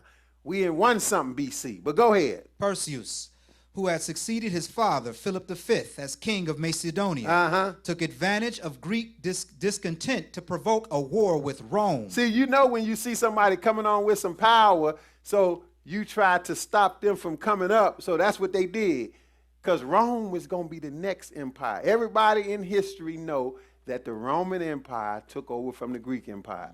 That's why by the time Jesus came on the scene, who was running? Not the Greek Empire. Greek had had his day. The Roman Empire was ruling. This is the fourth and final kingdom of the Gentiles. Preach. And it is ruling to this day. And somebody say, I don't see Rome ruling. Russia rule Russia, America rule America. Look, they all been influenced by Rome. They only, matter of fact, even their political system is influenced by Rome, let alone the religious part of it. That's right. But now, he said, look, they provoked a war with Rome. What Rome do at this time? Rome easily crushed Perseus. Easily crushed Perseus in when? In 168 BC. 168 BC. See, you got to pay attention, because Rome is, remember, this is the most dangerous of them all. Dreadful and terrible, right? The legs of iron. He's so dangerous, you can't, if you blink, you would miss that he even ruling. He slide in so smooth. But we know he did. So he easily crushed Perseus in 168 BC. Go ahead. The Romans suppressed further Greek and Macedonian revolts in 148 BC and made Macedonia the first Eastern Roman province. Go ahead. 2 years later, the Romans destroyed the city of Corinth, completing their conquest of Greece. Oh, so they end up knocking Greece off. You still had a little more faction of Greece still trying to hang on after this. And some people get an official date as maybe around 30 BC, you know, around the time of Mark Antony and Octavian and all of those guys. Right. That some people get an official date. But the bottom line is, you don't just get no strength and take over somebody overnight. You build power over time. So they were strong enough to put the Greeks they was dealing with right here down at this time. And they've been running it ever since. So by the time, because the first emperor was really Octavian, and that was around 30 BC. So that's when they really had organized their system by then. Came up with, they the ones came up, like America got a Senate. America didn't come up with the idea of a Senate. Where do you think that came from? Rome came up with that idea. So they took it all from Rome. Rome is the one came up with the branches of the government. Rome came up with it. See, when you have understanding, you know America is just a leaf on the tree of Rome. That's all America. America is not, you know, we see stuff here and now and think that this is it. Look, America only been here a couple of 100 years, but the system been around. Correct. Because the Lord dealing with the whole system, and the system he gave to Nebuchadnezzar went to Medo-Persian, it went to Greek, then it went to Rome, and nobody ain't took it from Rome yet. You people just don't know it, because they ain't paying attention to the Bible. But now, let's go to Zechariah 1. Back to the scripture. We're going to come back to some history in a minute. Zechariah 1. I wish I could do this lesson shorter, but can't help it. Do it shorter. Zechariah 1. It's good stuff, man. Zechariah, the first chapter. And we're going to see again, because that's the key, like we got up here 4, right? It's 4 kingdoms of the Gentiles. And these kingdoms been set by God to rule the earth until he come and take it from them. So again, if you know that, you won't think about going off the earth. You waiting on the Lord to take over the earth. Make it plain. Zechariah 1, and we're going to pick it up at verse 18, and we're going to see it from another direction. All these prophets knew this. Go ahead. Then lifted I up mine eyes and saw, and behold, 4 horns. And I said unto the angel that talked with me, what be these? Okay, so now we got 4 horns. We've had that a few times. Horns represent kings or kingdoms, really. So we have 4 horns here, right? We have 4 heads here. But actually, these 4 horns that we're reading is the overall 4. The 4 kingdoms here, the 4 divisions of the statues represent 4 kingdoms. So these are the horns of the Gentiles. These are all 4 of them. See, that shows you again, it got to be 4. So you can't stop at Greek and think that's it. You got to have Rome, the last one. So he said he saw 4 horns, and he asked, what do these come to do? Then he's going to show him something else and back up and tell us about it. Go ahead. And he answered me, these are the horns which have scattered Judah, Israel, and Jerusalem. See, the Lord let him do it. Nebuchadnezzar came in there and wiped Judah out. Took Daniel as a slave. Took, we heard of Shadrach, Meshach, and Abednego. Well, those were their slave names. Right. Nebuchadnezzar brought them from Judah. The Lord let him do it because he was fed up with his own people for the time being. So they are the ones. So these 4 are the ones. That's the 4 we're reading about. Go ahead. 20. And the Lord showed me 4 carpenters. Then said I, what come these to do? Now these carpenters are the ones going to deliver Israel in the end, starting in Revelation when the Lord bring all this drama. But go ahead. And he spake, saying, these are the horns which have scattered Judah, so that no man did lift up his head. Now we're going to identify these horns, though. These are the horns that scattered Judah, so that no man did lift up his head. But now these carpenters are come to do what to these horns? Go ahead. But these are come to fray them, to cast out the horns of the Gentiles, which lifted up their horn over the land of Judah to scatter it. Oh, the horns of the Gentiles. See, that's who horns these are. That's who these kingdoms make up. These are the kingdoms of the Gentiles. That's why the title is From the Kingdom of the Gentiles to the Kingdom of God. That's who we dealing with. And somebody says, well, you just read in the Old Testament. Don't worry, we're going to get to the New Testament. It's plenty there. It's plenty there. It ain't like the New Testament don't know about this. Jesus is going to tell you about it, but we're going to get there in a minute. Go to Daniel, the 7th chapter again. Back to Daniel. Daniel, the 7th chapter. So you can't get away from this. The Lord wants you to see this, and he's showing it to you countless ways, all kind of ways, so you don't miss it. Because the Lord wants you to know what he's doing. And if you believe in God, you want to know what he's doing. I don't want to believe in a fairy tale when God is telling me what he's doing. Preach. And no, a fairy tale is the rapture, not in the Bible. Preach. The theory of the rapture is not in the Bible. But now, Daniel 7 and 8, because now we're going to get in depth with the 4th one, because that's the one. That's the one that the Lord is dealing with when he comes. So we really need to take a peep at him. Daniel 7 and 8, because after he named all 4 of them, then he got to the 4th one. That dreadful until, matter of fact, let's read 7 again and read into 8. Go ahead. After this, I saw in the night visions, and behold, a 4th beast. A 4th beast. That's them 4 horns. And we at the 4th one now. Go ahead. Dreadful and terrible, and strong exceedingly. And it had great iron teeth, and it devoured and brake in pieces and stamped with the residue of the feet of it. And it was diverse from all the beasts that were before it. And it had 10 horns. See, it's different from all these kingdoms. It showed these kingdoms, look, y'all didn't know how to run it. Y'all let go of y'all power. This kingdom still ruling for over 2,000 years. Because it was ruling in Jesus' day, and you just don't know it's still ruling today. Yes, sir. And it hung around enough to get full-fledged power back, but it kept a measure of rulership all this time. That's why he diverged from these. These just left. Babylon went on about its business. Okay, time was up. Medo-Persian knocked them off. Medo-Persian got knocked off by the Greeks. The Greeks got knocked off by Rome. I'm going to put Rome up here, by the way. Rome have not been, I didn't even put Greek up here. Let me put them up here. The Greek Empire.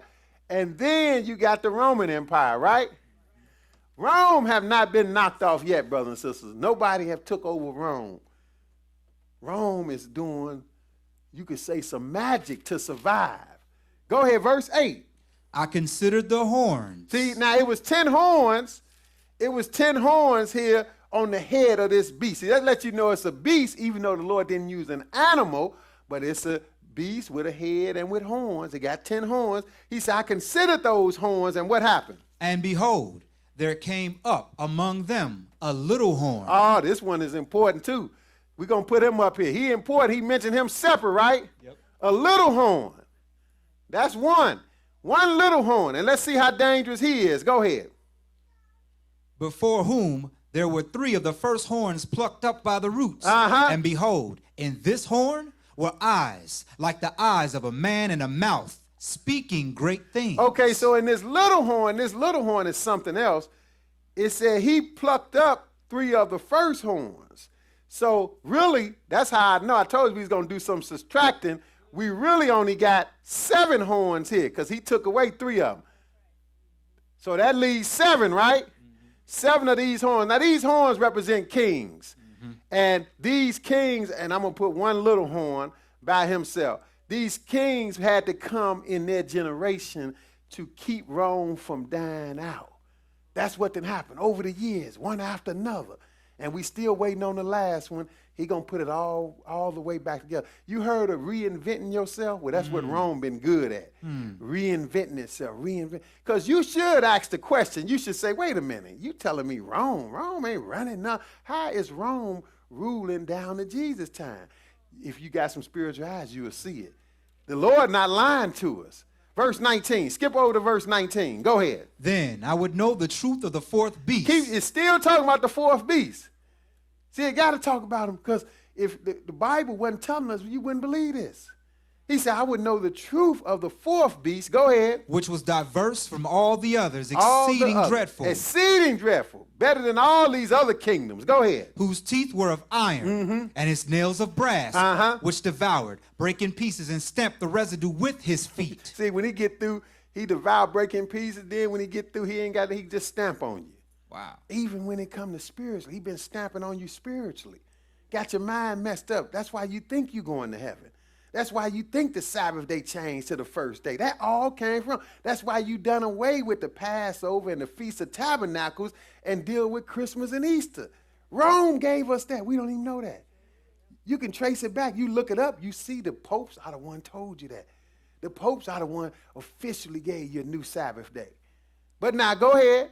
Verse 20. And of the 10 horns that were in his head, and of the other which came up, That little one. Go ahead. and before whom 3 fell, See, he knocked off 3. So understand that when it got complete, this 4th beast didn't have 10 horns no more. It started with 10, but he knocked off 3. In other words, the first 3 rulers that come in there to take over Rome, see, they so slick. Rome is so slick.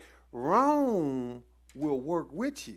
So these barbarians come in there talking about, look, we knocking Rome off. They knocked the emperors off the throne, but then they had the little horn that said, look, let's just work together. Let's just work together.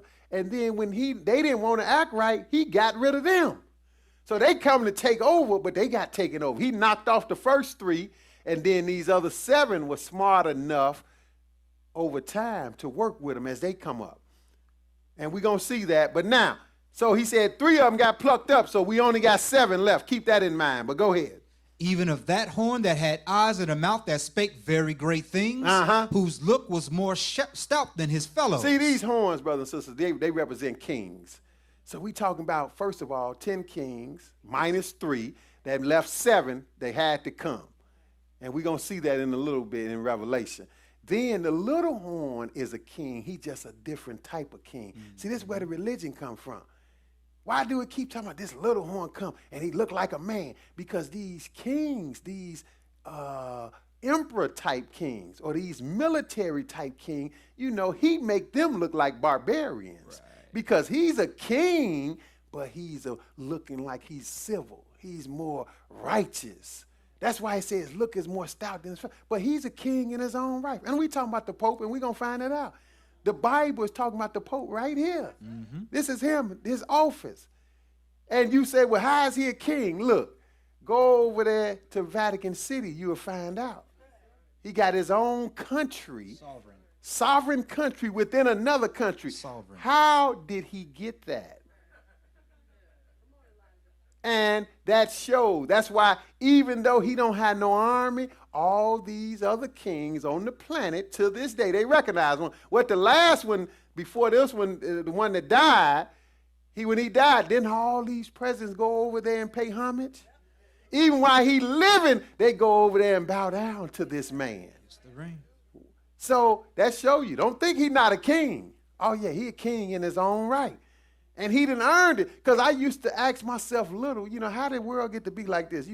I was just inquisitive about all this stuff. Well, who is the Pope? How he get to be the man, so to speak? But now when I got some understanding of the Bible, I see how. But the bottom line is all out of Rome. Go ahead, verse. Now, it talk about that little horn at verse 20, how he plucked up 3 of the first horns, and then verse 21, what is this little horn going to ultimately do? Go ahead. I beheld, and the same horn made war with the saints and prevailed against them. Oh, the same horn make war with the saints, and he going to make war even in our days with the saints. So that means he's anti-saints, even though he look religious. He's really anti-saints. He don't like the saints because he know the saints are the real threat. Because who going to take it over from him? The saints, right? That's what we saw. Go ahead. So the saints are a threat to him. You know why the saints are a threat? Like Jesus was a threat, like the prophets were a threat, because the saints got the truth. And when you tell the truth, you the worst terrorist in the world. You worse than somebody trying to blow something up. Because you trying to fix it right, and they don't want it fixed right. So he going to make war with the saints. Go ahead, 22. Until the Ancient of Days came. Until this end, when the Lord come back. Go ahead. And the judgment was given to the saints of the Most High. Uh-huh. And the time came that the saints possessed the kingdom. So he going to rule and make war with the saints until his time is up, isn't he? Mm-hmm. That's what Great Tribulation is about. He going to be killing saints, making people take the mark of the beast. But go ahead. 23. Mm-hmm. Thus he said, the fourth beast shall be the fourth kingdom upon the earth. See, that's all we've been talking about, right? Kingdoms. That's why the title is From the Kingdom of the Gentiles to the Kingdom of God. The fourth beast, which was this dreadful and terrible beast, the Lord didn't even use an animal, he's so dangerous, is the fourth kingdom on the earth, and you got to know he's still here. Fourth kingdom on the earth, which going to be what again? Which shall be diverse from all kingdoms, and shall devour the whole earth, and shall tread it down and break it in pieces. That's right. Go ahead. And the 10 horns out of this kingdom are 10 kings that shall arise. It's interpreting itself. The 10 horns are 10 kings. But we had a minus of 3, and he going to tell you that again. Go ahead. That shall arise, and another shall rise after them. And he shall be diverse from the first, and he shall subdue 3 kings. See, he got rid of 3 of them. So we talking kings. Go ahead. And he shall speak great words against the Most High. Oh, this little horn is something else. He going to speak great words against the Most High. But understand the end of all of this. The end of all of this, the stone come in, don't he? And tear the whole system up. So if the little horn going to last till the Lord come, the little horn got to meet that stone. That's going to be his fate. He got to meet his demise by the stone. Go ahead. And shall wear out the saints of the Most High. In the meantime, this little horn wearing out the saints of the Most High. Go ahead. And think to change times and laws. Oh, that's why you all mixed up. He done changed it on you. He done switched it. Lord, give you a Sabbath day. You let this man change it, and you go forward. He changed holy days. He even tell you it's a new day when it's not a new day, at midnight. They say it's a new day at midnight when the new day started when the sun went down. Preach. That was the end of the new day according to the Bible, the evening and the morning. So, but he said, no, at midnight. Like, what happened at midnight to make it a new day? If you didn't have a clock, you wouldn't know when it was a new day.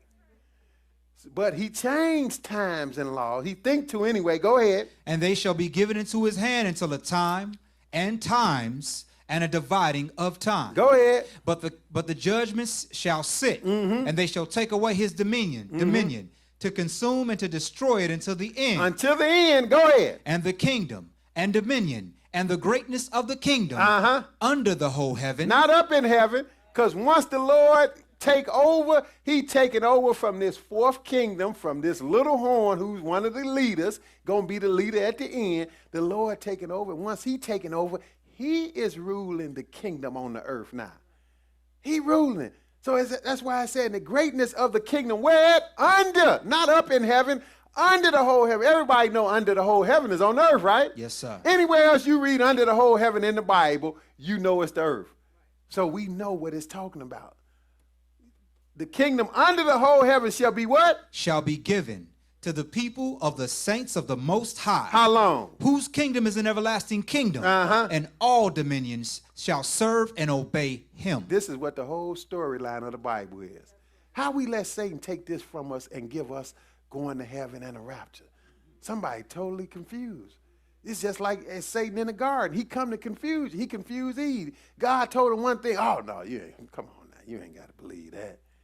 And we've been going for it ever since. But now, go back to Daniel 8, because we're going to see the same end of this story. See, it's all through the fourth beast. See, if you didn't pay attention to Daniel 7, you wouldn't know when you got to the fourth beast in Daniel 8. But I already know. See, because some people get confused. They think this little horn in Daniel 8 is the part of the third beast because he slide in so smooth. Now, he part of the fourth beast. The third beast, the Greek Empire, didn't have a little horn. They had one great notable horn that got broken. Didn't have a little horn. Daniel 8 and verse 8. Go ahead. Therefore, the he-goat waxed very great. And when he was strong, the great horn was broken. And for it came up four notable ones toward the four winds of heaven. See, because that's how Rome came up. It took over from the Greek Empire, and the Greek Empire, it has split into four parts, and that's where Rome slid out of one of those. See, now it's going to go right into it, and if you don't pay no attention, you will miss it. Because these four split it up, and then that's where Rome come out of. Matter of fact, I'm going to throw this in. Flip over to Daniel. Keep your finger there. Flip over to Daniel 11. Flip over to Daniel 11, and it's going to tell you the same thing. You got to know how the Lord is doing it. Daniel 11 and verse 1. Matter of fact, Daniel 11 and 1. Go ahead. Also, I, in the first year of Darius the Mede, even I stood to confirm and to strengthen him. And now will I show thee the truth. Behold, there shall stand up yet 3 kings in Persia. See, this is this angel telling Daniel this stuff. He explaining. This is Gabriel telling Daniel what's going to happen. Before it happened, he said it's going to stand up yet 3 kings in Persia. This is way back. We backed up to the Persian Empire just to bring it on to Rome. Go ahead. And the fourth shall be far richer than they all. And by his strength through his riches he shall stir up all against the realm of Grecia. And a mighty king shall stand up that shall rule with great dominion and do according to his will. That's Alexander the Great, because the Greeks took over from the Persians. Alexander the Great was that great king, that mighty king, and he did according to his will, but he died young. Verse 4. And when he shall stand up, his kingdom shall be broken and shall be divided toward the 4 winds of heaven. Oh, that's his 4 generals, which is, I think, Ptolemy, Cassandra, Seleucus, and one other, Antigonus or Lysimachus. Yeah, Antigonus, somebody who they got rid of. But yeah, so that was his 4 generals. Okay, that's why I said toward the 4 winds of heaven, but not to what? And not to his posterity. Because he didn't have no children. That's what posterity is. He didn't have no children that could take over the throne. So it didn't have nothing to do with his posterity. It went to his generals. Go ahead. Nor according to his dominion which he ruled. Because they couldn't all rule the whole thing. They had divided in 4. Go ahead. For his kingdom shall be plucked up, even for others beside those. Oh, and that's Rome. See, it wasn't just stop with his 4. See, it made room for Rome to ease up out of them segments. Because when Alexander the Great, if the way he was running, he might have kept running it. But see, by them dividing it up, that left room. They couldn't monitor everything. That left room for Rome. That's why I say it shall be plucked up for even for others besides those 4. See, that's where Rome slide in. That's how you got to know when he coming, because it don't actually just point blank say Rome. It don't say Rome, but we know it's Rome. Go ahead back to Daniel 8 and verse 9. Uh-huh. And out of one of them, Out of one of them four, brothers and sisters, that's where Rome slid up with this little horn. We know the little horn came from the fourth kingdom. Go ahead. of them came forth a little horn, That's right. Go ahead. which waxed exceedingly great, toward the south and toward the east and toward the pleasant land. Uh-huh. And it waxed great, even to the host of heaven, and it cast down some of the host and of the stars to the ground and stamped upon them. See, this is this little horn that's just anti the Lord. He say he's with the Lord, but he's contrary. And he's getting power from Satan, and he's going to be working magic in the end that's going to make the whole world wonder. But go ahead, verse 11. Yea, he magnified himself, even to the prince of the host. See, he get religious, so he magnify himself even to the Lord. Go ahead. And by him the daily sacrifice was taken away, and the place of his sanctuary was cast down. Uh-huh. Now that he did that, he gonna do this in the last days. Type of it has happened before, but he gonna do it in the last days. He gonna take over Jerusalem, stop them from offering animals, which they gonna start over there in a little while, and put his little image in the statue. But we're gonna show you this is at the end. If you don't get none of that, understand this. Verse 23. Go ahead. And in the latter time of their kingdom, Now, in the latter time of their kingdom, see again, it go from dealing with the Greek Empire back to dealing with the whole dynasty. So when it say the latter time of their kingdom, really it's talking about the kingdom of the Gentiles, because it's one kingdom. In the latter time of this whole thing, back to this little horn, because he the main one. You got to understand this little horn to understand Rome. Go ahead. when the transgressors are come to the full, I can show you that. When he say the transgressors are come to the full, he mean he almost had it with transgressors out of this kingdom. So that means he getting ready to take it over. He told you that with Israel when Israel's iniquity came to the full or had an end. He told you that in Genesis 14 or 15 about the Amorites. When the Amorites' iniquity is not yet full. So I can't do nothing to them because, see, the Lord will let you. The Lord said, I'm going to give you right here to sin. I'm going to give you from here to sin, and ain't nobody going to be able to do nothing. That go for individuals, too. You might say, well, I'm doing some sin now. The Lord haven't done that. That's because the Lord then gave you this much space. And when you get there, with you still sinning, your days is up. That's how the Lord do. The Lord is fair. He said, hey, he give you so much time, and he won't let nobody take it from you. You be about to kill yourself in a car accident. The Lord had it, ain't, nope, don't kill them yet, because they got so much time. Maybe they going to get their act together. So that's how the Lord do it. So that's why he said when the transgressors are come to the full. We at the end of the world now. Go ahead. a king of fierce countenance and understanding dark sentences shall stand up. See, that's this little horn, because he's a king. And he understand what most people don't understand. He gonna know what he doing. That's why he going straight to hell when the Lord come back. Exactly. Go ahead. Notice this, 24. And his power shall be mighty, Oh, he gonna have mighty power. Go ahead. but not by his own power. Because he, even now, you ever wonder how the Pope got the power that he got and he don't have no army over there? He don't have nobody going out fighting, but he been manipulating these other kings. That's how he got the power he got. He got control of people's minds, and these kings had to recognize him. These strong men. That's why I say this little horn look is more stout than his fellows, because he's a king, but he looks civil. He looked like, oh, I come in peace. Christ be with you. But he's still running it. He tell these kings in a minute, look, you can't rule unless you acknowledge me. You don't have the ability to rule right unless you acknowledge me. So his power shall be mighty, but not by his own, because he got other people helping him, and he's going to have power from Satan. Go ahead. And he shall destroy wonderfully. That's something else, isn't it? Destroy wonderfully. That means it's amazing how he going to kill. He know how to kill. Go ahead. And shall prosper in practice, and shall destroy the mighty and holy people. Oh, he don't care about the holy people. See, this is during tribulation. We think we going to be raptured off. A lot of people do. And a lot of holy people are going to die during tribulation. If you don't know to run when the Lord say run, you really in trouble. Preach. That's your only escape, is to run. Jesus said flee. But people don't know that because they've been listening to these false teachers, prophets. Go ahead. 25. And through his policy also he shall cause craft to prosper in his hand. What's that? That's witchcraft. This man going to have some power to do miracles. So if you don't know God, you're going to fall down and worship him, which is going to get you a one-way ticket to hell.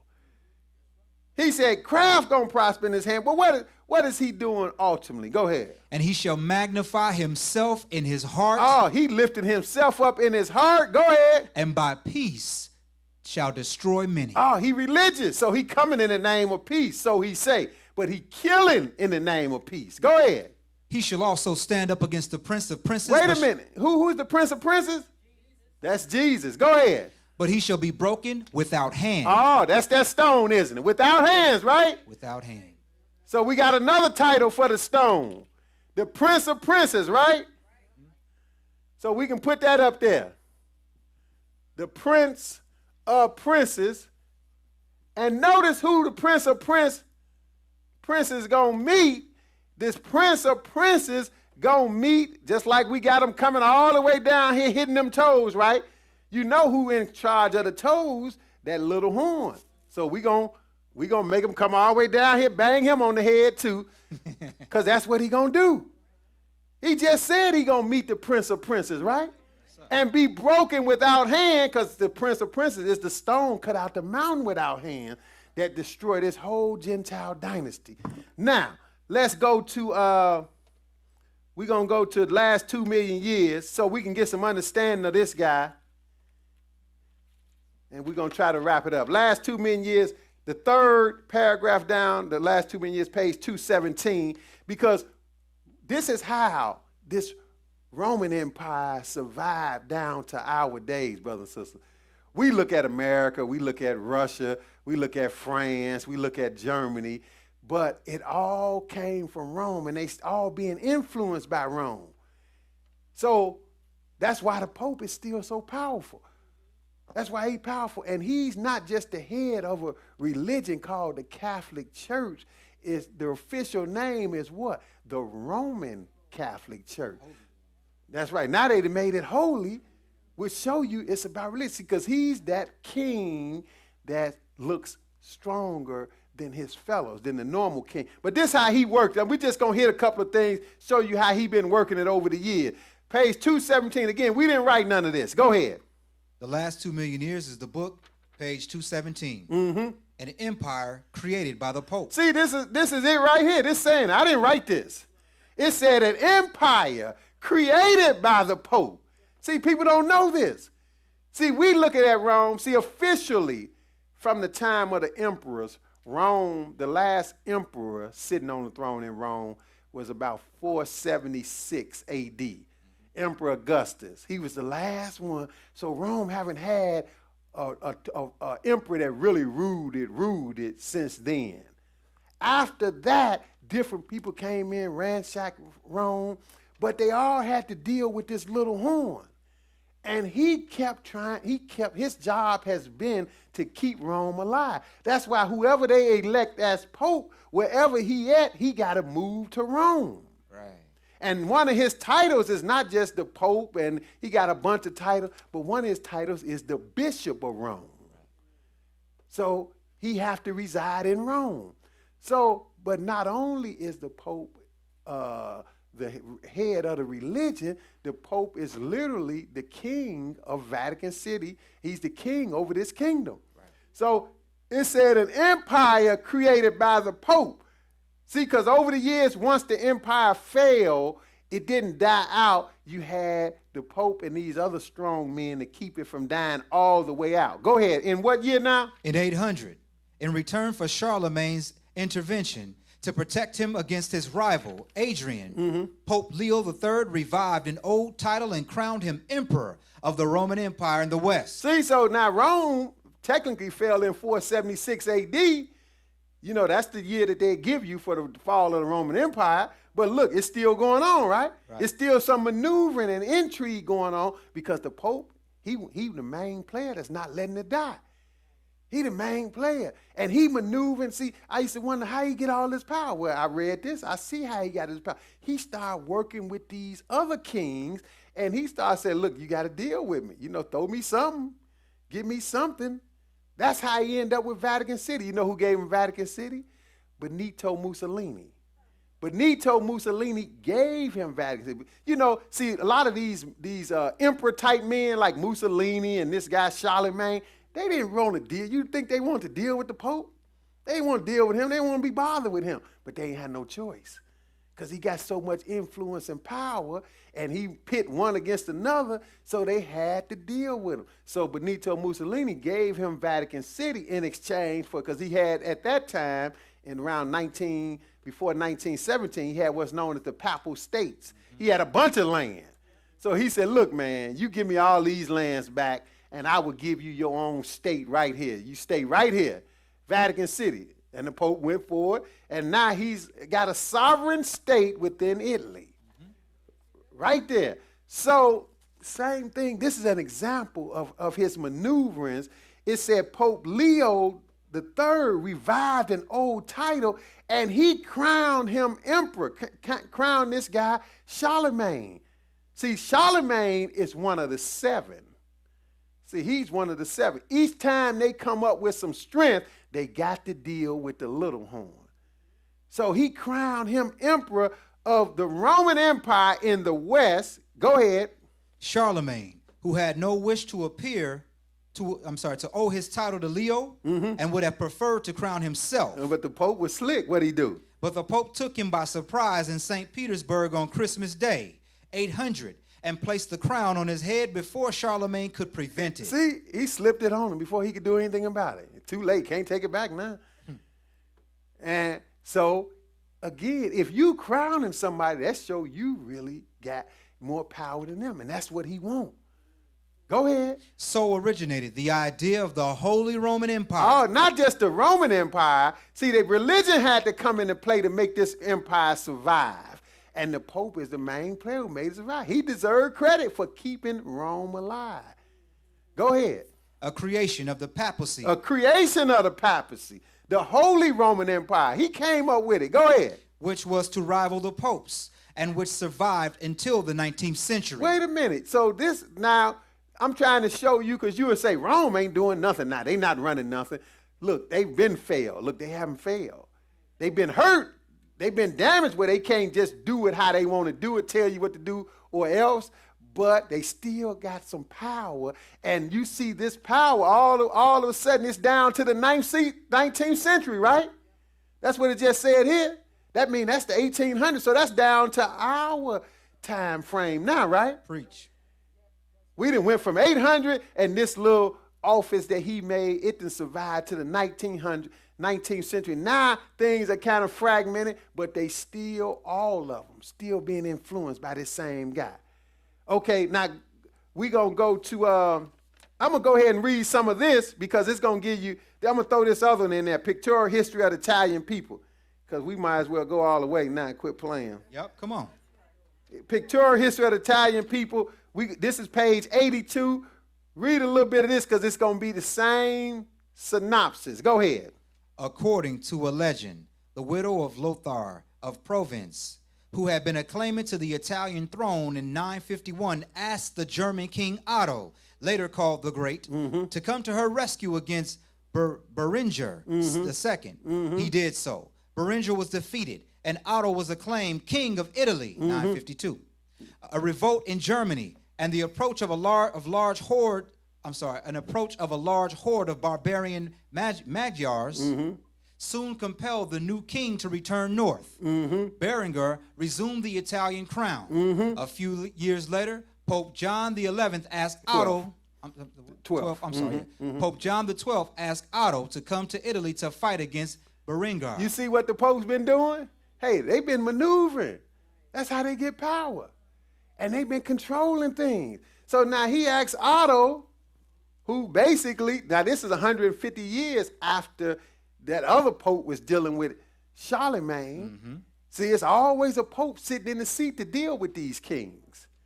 And they get more and more power. They got more and more power over the years. Go ahead. So he asks Otto the Great to come to fight this guy Berenger. Go ahead. Victorious once more, Otto sent the prisoner Berenger to Germany and had himself crowned king of Italy and Pavia and emperor in Rome. Charlemagne had been Roman emperor in the West. Otto's reign inaugurates the Holy Roman Empire, founded on the principle, one pope, one emperor, which would last in name only for several centuries until 1806. See, we down our time now. They've been maneuvering, and that's what it boiled down to. You got two leaders over this fragmented Roman Empire. See, before Rome fell in 476 AD, the emperor was the only leader. He didn't have no opposed. He didn't have to worry about no pope, nobody. He told them all, shut up and sit down. Right. But after it fell, this guy, this little horn came. See, that's why the little horn is so important. The little horn came in, and they had to deal with him. He fought back and forth with him. I mean, he actually literally, he had one fight another, and he got more and more power. So they had to deal with this guy after that, which that's why it said it survived to 1806, the principle that was found on one pope, one emperor. So he right there with him, and that's how it's going to be in the end. Now let's go to the last history, Fox News on the right. And this show you how they putting it back together in our days, because it got to come all the way back together. Go ahead, Fox News. This is when the euro came on the scene, which is this monetary value that they use in Europe. Go ahead. Paris, for the first time since the era. Okay, I'm sorry. Read the heading again. Fox News. It's January 1st, 2002. So this 12 years ago. Over 12 years ago, but it's still relevant to this day because it's still going on. What the heading say? Europeans test out euros on the first day of currency changeover. So this when the currency changeover took place. See, this stuff go over our heads in our traditional churches, but the Lord been calling this for a long time. This is relevant to what the Lord is doing in this world. So it's no coincidence. They came up with one currency. They got a changeover on this day. Now go ahead and read it. Go ahead. Paris, for the first time since the era of the Roman Empire. Again, I didn't write this. Do you think somebody knew what they was talking about, don't they? Sure did. See, because this thing got to be put back together. You think Rome dead and gone. Rome is saying you haven't seen nothing yet. We finna put a hurting on the world like you haven't seen. So no coincidence that from the first time since the era of the Roman Empire, which haven't totally died out, it was diverse from the other kingdoms before it. It survived. It had religion to keep it alive, had a religious figurehead to keep it alive, along with some military, some emperor type men who came along. That's what them 10 horns and 3 got plucked up represent. It said all since the era of the Roman Empire, all of what? All of Europe is using one currency. All of Europe using one currency. Going back, see, they was using one currency in Jesus' day. Even in the promised land, they had a currency because they brought a penny to Jesus, right? Yep. They tried to trick him. Well, shoot, we pay tribute to Caesar. Like they going to put Jesus between the, right. Put him in the middle, right? Right. Between Caesar and the religious zealots. Well, you shouldn't pay tribute. Then he in trouble with Caesar. But Jesus was wise. Jesus said, show me a coin. Bring the coin in. He got the coin. He said, well, whose inscription is that? He said, it's Caesar. Well, render to Caesar what belonged to Caesar. Right. And to God what belonged to God. That's right. But I'm showing you that currency was in Jerusalem, wasn't it? Right. They had one currency. They ain't had that. Everybody been having their own currency in the area, but now they went back to it, and this is amazing, and nobody know about it. This is amazing that these countries, see, the only way Rome could revive is to control the area and all the people they was controlling. Europe and all extending there. Only way they can do that, but how they gonna do it when you got Germany is Germany, got the president. France is France, they got their own president. Well, they gonna make them turn over their sovereignty to them. That's how they doing it. So that's the first step when you get them, you let them get rid of their national currencies, which is unheard of to all except one to operate as one. That's what it's telling you. And it's called, in this case, rainbow colored banknotes called euros, right? Go ahead, read a little further. In this case, rainbow colored banknotes called euros. After midnight struck and New Year's Day dawned, people across the continent began trying to use the novel money. But since so many cafes, restaurants, and shops were closed Tuesday for the holiday, patrons found themselves sticking to their old currency. Right, because anything new, it takes some getting used to. So they gave them a little time to phase out the old currency, which of course no longer exists now. That old currency ain't worth the paper it's written on. It ain't worth nothing now because they gave them so much time. Well, we're going to let you use your old currencies for a while. And, so it took some getting used to, but now it's all euros in Europe. Go ahead. Most Europeans saw the crisp new bills for the first time on the way home from New Year parties. When they stopped at automated teller machines. Others who went out to breakfast and paid with their own currency got the change in euros. They made a switch, didn't they? That's really amazing, but that went over most people. Hey, we go to church and we've been dancing at church, and we don't know what the Lord got people doing that's going to signify great change in this world. But go ahead. It's funny to pay in francs and get this back, said Evelyn Patois, a customer in a Paris bakery. Right. Examining a pastel blue banknote. It's like monopoly money. Go ahead. After more than a decade of preparing for the one currency system, the euro became legal tender in the continent on the first of the year 2002. See, now that's all they know now. They used to it now. That's all these people know now who dealing with the euro. Go ahead. It is perhaps the most concrete evidence of Europe's transition from a divided continent to a team of nations working toward the same goals. See, they just don't know who engineering it. It's ultimately wrong. Go ahead. The 12 European nations that adopted the euro are parting with the currencies that have long histories. Now, this is amazing. They parted with currencies that had long history, and the example they give us is what? Such as Greece's drachma, which stretches back 2,600 years. It goes back 2,600 years, and they let it go? Yep. The drachma don't mean nothing no more. Why? Because they use the euro. They all falling back in line with Rome. Even Greece is. They got rid of their currency that existed 2,600 years for the drachma. But now, let's go. We're going to wrap it up. Go to Revelation 13. Revelation 13. So that just show you how it's not over yet. See, and that's why the Lord showed Daniel all these beasts to get you down to the 4 Gentile empires. And then he showed John one beast because he showed John the fourth one being reinventing itself, so to speak. Because it's only 4. So this is not another kingdom. We know beasts represent kingdom, but this is not a 5th kingdom, but technically it might as well be. Because even though it's the same 4th kingdom, it's really doing a marvelous job at reinventing itself. It's almost like starting another kingdom, but it's the same old 4th one coming back. Revelation 13 and 1. Go ahead. And I stood upon the sand of the sea and saw a beast rise up out of the sea. Here go another beast, but we know beasts are kingdom, right? Go ahead. Having 7 heads and 10 horns. See, now it got 7 heads and it got 10 horns. You're going to see that this whole system here being revitalized. How you going to see it? Because it's going to have all the characteristics of this whole system. Because it's just one system. It's one kingdom of the Gentiles, technically. 4 different rulers. Babylon, Medo-Persian, Greece, and Rome.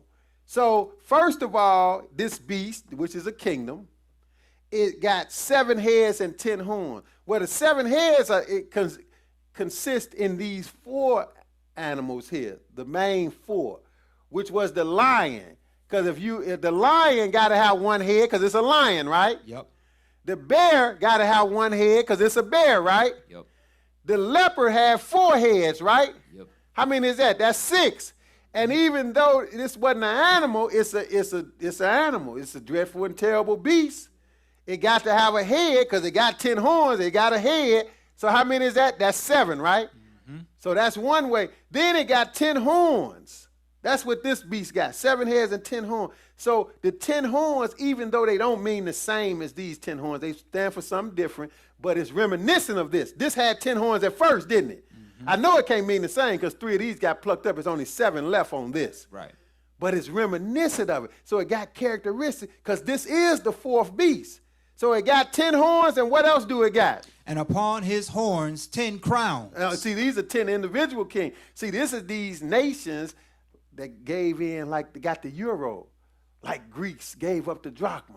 It's only going to be 10. It was 12 by the time of the euro, but in the end, it's only going to be 10 who going to give their armies, because that's where the war come in, who give their army to the battle. So 10 of them going to give their army. Go ahead. And upon his heads the name of blasphemy. Oh, this is not good. Go ahead. And the beast which I saw was like unto a leopard. Oh, it got characteristics. It had 10 horns, right? It's like a leopard, right? Go ahead. And his feet were as the feet of a bear. Feet as the feet of a bear, right? Go ahead. And his mouth as the mouth of a lion. Of course, because it got all the characteristics of this, because this is a revival of this whole system. But it's one kingdom, and it's not a new kingdom like America or some new kingdom. It's only four, brothers and sisters, till the Lord come. It's this one. See, this why you got to understand, this beast haven't went nowhere. This kingdom still around to do its thing till when the Lord come, and then the Lord gonna run it from then. Go ahead. And the dragon gave him his power and his seat and great authority. See, they're going to get all this power from Satan. That's why it said in Daniel 8 about the little horn, he shall be powerful. He shall have power, but not by his own. Right. Because he's getting power from Satan. Go ahead. Verse 3. Mm-hmm. And I saw one of his heads as it was wounded to death, and his deadly wound was healed. And all the world wondered after the beast. See, this is the difference between Rome and the Greek Empire, the Medo-Persian and Babylon. Rome didn't die out. Rome got hurt bad in 476 AD, but it did not die. It had a wound, and that left room for the wound to be healed. See, it didn't die. It just kind of been in obscurity where you don't know the influence that it's having, but it still got influence. That's why we doing stuff we doing. It's influenced us, but it still didn't have the total might that it won't to just tell you like the emperors did. So what he say? He said, and he saw one of his heads that was wounded to death, and the deadly wound is going to be healed, and all the world going to want to see. That's that Roman head that got wounded. It's going to be healed, and it's going to start to take over all again. It's in the process right now. That euro is an example of how it's working.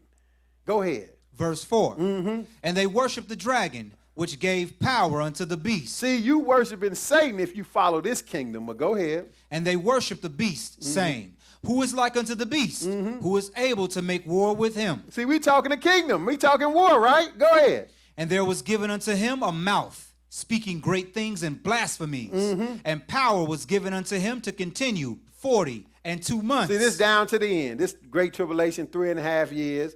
But if you following this worldly system, if you following this, you against God. Go ahead. And he opened his mouth in blasphemy against God, to blaspheme his name and his tabernacle and them that dwell in heaven. And it was given unto him to make war with the saints. Didn't we see that in Daniel? He made war with the saints and he overcame them. And he's going to beat the saints down until it's time for the saints to take the king. That's the most important thing of all this. Thank God in the end, we're going to take over from Rome. The saints going to rule the world, and it's going to be peace on earth and goodwill toward men when the Lord do that. See, they show you that this dynasty that they got not working, because look how messed up the world is. The world is messed up. Because when you don't do it God's way, you're going to have nothing but problems. But when the saints take it over, the world going to be beautiful. See, we ain't got to go to heaven to get the beauty. All we got to do is wait till the Lord bring his kingdom on the earth. Preach. So he said, look, and it was given him to make war with the saints and to do what? And to overcome them. And power was given him over all kindreds and tongues and nations. See, he got power all over the world. But now, go to the 17th chapter. Go to the 17th chapter of Revelation. See, this is all in the Bible for a reason. Lord didn't just got all this written about beasts and coming up out the sea and horns just for, like some comic book reading. No, the Lord is telling you a great story that he wants you to know. 17:1. Go ahead. And there came one of the 7 angels which had 7 vials, and talked with me, saying unto me, Come hither. I will show thee the judgment of the great whore that sitteth upon many waters. Now he's talking about a great whore, but obviously we're not talking about a literal woman. We're going to see who we talking about. Go ahead. With whom the kings of the earth have committed fornication, and the inhabitants of the earth have been made drunk with the wine of her fornication. See, this kingdom Rome and this religion that then came from this kingdom. That's what this is. And everybody is going along with Rome. Everybody's going along. Again, it's not even just the Catholic Church. People say, well, you talking about, look, you talking about people. No, the Bible talking about you. Preach. The Bible, it got to be talking about somebody, right? Somebody got to be this great whore.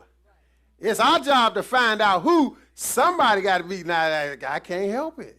You know, just like a literal whore. If that's what you are, you that whore.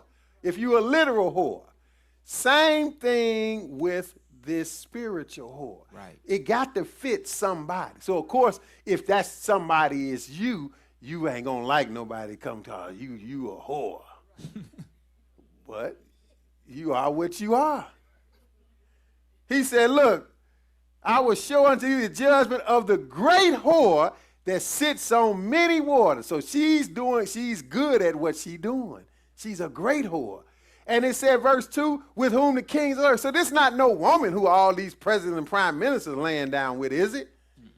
This not that. This is a false church, come from Rome, not hard to figure out, who all the presidents and prime ministers allow them to infect their people with their false teaching. Yes, sir. You know, they don't have to go along with the doctrine. Like, for instance, America is a sovereign country. They don't have to go along with the doctrine that the Pope say, and they don't have to have you celebrating Christmas and Easter and all that. But no, they go along. That's why I said, with whom the kings of the earth have committed fornication. Right. In other words, they sleeping with this foolishness. And since they going along with it, what happened to all of us little people? What? And the inhabitants of the earth have been made drunk with the wine of her fornication. See, we all drunk. That's why we think we're going to heaven. You drunk. That's why you going to church on Sunday. You drunk. Preach. That's not the Lord said the 7th day all over the Bible. Paul kept the 7th day holy. Jesus went to the synagogue on the 7th day. Nothing changed. Rome told you it did, but it didn't. Nothing changed. Go ahead. 3. So he carried me away in the spirit into the wilderness, and I saw a woman sit upon a scarlet beast, full of names of blasphemy, having 7 heads and 10 horns. See, that's how the beast got here. That's how the woman got here, on the beast, on the kingdom. The Roman Catholic Church wouldn't be in existence if it was not for the Roman Empire. Go ahead.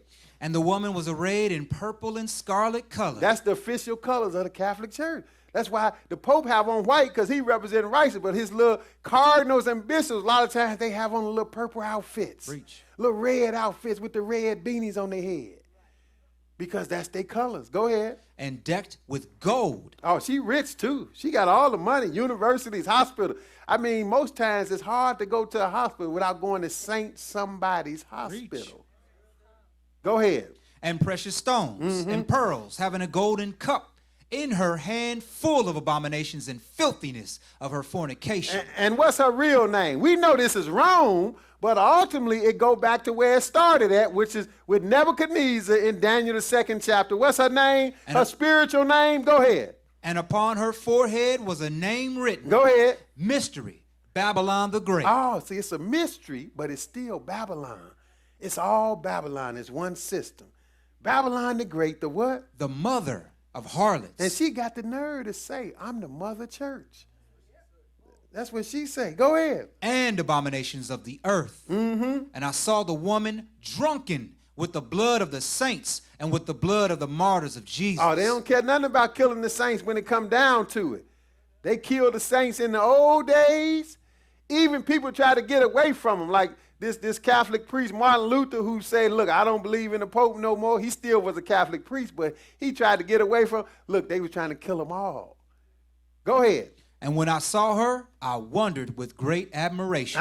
Go ahead. And the angel said unto me, wherefore didst thou marvel? I will tell thee the mystery of the woman and of the beast that carrieth her, which hath the 7 heads and 10 horns. Go ahead. The beast which thou sawest and is not, and shall ascend out of the bottomless pit. Now, wait a minute. Notice this. It said the beast. Now again, beasts represent kingdoms, right? So this beast that John is seeing is the revival of this beast, the dreadful and terrible, because that beast kind of went into obscurity a little bit. And he's telling you that right here. He said the beast that thou sawest was, well, Rome was a mighty power back here in the day, right? He said, was and is not and shall ascend out of the bottomless pit. So Rome was a mighty power. It lost it, even though it didn't lose it all. It lost the might that it had. So that's what it means is not. But it ain't gone nowhere. So it says, shall ascend out of the bottomless pit. The bottomless pit just means obscurity. It's coming all the way back home, back alive, to put a hurting on you. Shall go and shall do what? And go into perdition. Go ahead. And those of us on the earth, we're going to be looking at this and thinking what? And they that dwell on the earth shall wonder, whose names were not written in the book of life from the foundation of the world, when they behold the beast that was and is not and yet is. Now, how can you be a kingdom that was and is not, but yet is? This beast is something else, isn't it? Man. That's that one. So don't think just because it don't look like Rome running the world now that it's not. Rome still running the world. Got enough power to come back and take it all over again. That's why we've been knowing America had to back up a little bit. That's why America kind of halfway implode now. Economically got problems because you're going to see Europe take a higher and higher step up as America take a step down. It got to. That's why the euro is competing with the dollar. America, even American politicians, they see it. They trying to stop it, but they can't stop what the Lord done said. Right. You know, because anybody in power, they don't want to lose the power. You know, see, and we don't think nothing going to change. We think America, the top nation in the West, that ain't going to change. Look, it always changed. America ain't always been the top nation. Even the dollar haven't always been the world currency. Right. It haven't always been the world currency. It couldn't have been because it just came along a couple of 100 years ago, right? That's right. And even when the dollar existed, before that, it was the pound that was the world currency. Mm-hmm. So things change, brothers and sisters. Get ready for it. Things change. But now, he said the beast that was and is not and yet is, verse 9. And here is the mind which hath wisdom. Mm-hmm. The 7 heads are 7 mountains on which the woman sitteth. See, now this woman come from Rome, and Rome sits on 7 hills. Everybody know that. But yet still it got 7 heads that this thing is founded on. We saw that. And so he said the 7 heads are 7 mountains on which this woman sit. Then he going to break down another 7 for us, verse 10. And there are 7 kings. Now you say, where are 7 kings at? Because it was 10 horns, which represent kings. 3 of them got plucked up. That's why I said, don't worry about there being 10. It's only 7. See, this is what kept Rome. Between this 7 that was left that went along with the little horn and the little horn, this is what kept Rome in existence over the years. We read a little history to see how the Pope was maneuvering with these men. Mm-hmm. Even down to the time he said 1 Pope and 1 emperor, right? Right. Okay. Go ahead. So there are 7 kings. Go ahead. 5 are fallen, and 1 is, and the other is not yet come. And when he cometh, he must continue a short space. Now notice this. He said there are 7 kings. That's the 7 they came through at that time. We read about 2 of them. We read about Charlemagne in around 800. We read about Otto the Great in around 950. And I mentioned Benito Mussolini. He was the last one before we down to what we at now. So when he said, see, this wasn't going to be understood. See how the Lord do stuff? He said there are 7 kings, 5 are fallen, and 1 is. And the other's not yet coming. When he comes, he must continue short space. So by the time we can understand this, 5 of those 7 had to be gone because they came in due season. Mm-hmm. And the 1, you wasn't going to understand it till Benito Mussolini was on the earth dealing with it. See, that's why the Pope ended up getting Vatican City from him. Now he's set up where he need to be until he make the last move and go to Jerusalem. Right. So 1 is, and the other's not yet come. Eventually, the 1 is got to go, and we waiting on the last one. 6 are falling now. We can say that because he had to go and make room for the last one. But go ahead, verse 11. And the beast that was and not and is not. Even he is the eighth, and is of the seven, and goeth into perdition. See, and this dynasty that was a mighty power back in the day and is not, and yet is, hey, it's really like I said, reinventing itself is really like starting from scratch almost. So that's why I say he is the eighth, but really it's just the same. It's the seventh head. Right. It's that Roman head. But go ahead, verse 12. If see, that's kind of some of that can be kind of tricky and confusing. But one thing not confused that everybody should understand is how this thing go in, and that is the Lord gonna take it over. Verse 12. And the 10 horns which thou sawest are 10 kings, which have received no kingdom as yet, but receive power as kings 1 hour with the beast. See, that's these same ones that went along with the Euro that we read about. It's going to be 10 of them that's going to go along with giving their armies, give their power and strength to Rome, to whoever the head is. Go ahead, verse 13. These have one mind. Notice, these 10 got one mind. Go ahead. And shall give their power and strength unto the beast. See, they're going to give all their power and strength to the beast, but it's 10. That's why he said it's another beast, and the beast has 7 heads and 10 horns, right? He told us what the head, and then he telling us what the horns. These horns are individual kings, like the king of Greece and Italy. These individual kings who going to give their sovereignty to the leadership of this revived empire. So that's what he said. These have one mind and going to give their strength and power to the beast. And in the end, what they going to do, though? These shall make war with the Lamb. Wait a minute. We know who the Lamb is. We got to put him up here. That's another title for Jesus, right? Yes, sir. The prince, see it all in the same way. The Prince of Princes is Jesus. We saw the little horn met his demise by him, right? Yep. The stone without hands is what hit the image on the toes, on the feet. And notice it's 10 toes on the feet. I didn't point that out, just like these 10 horns.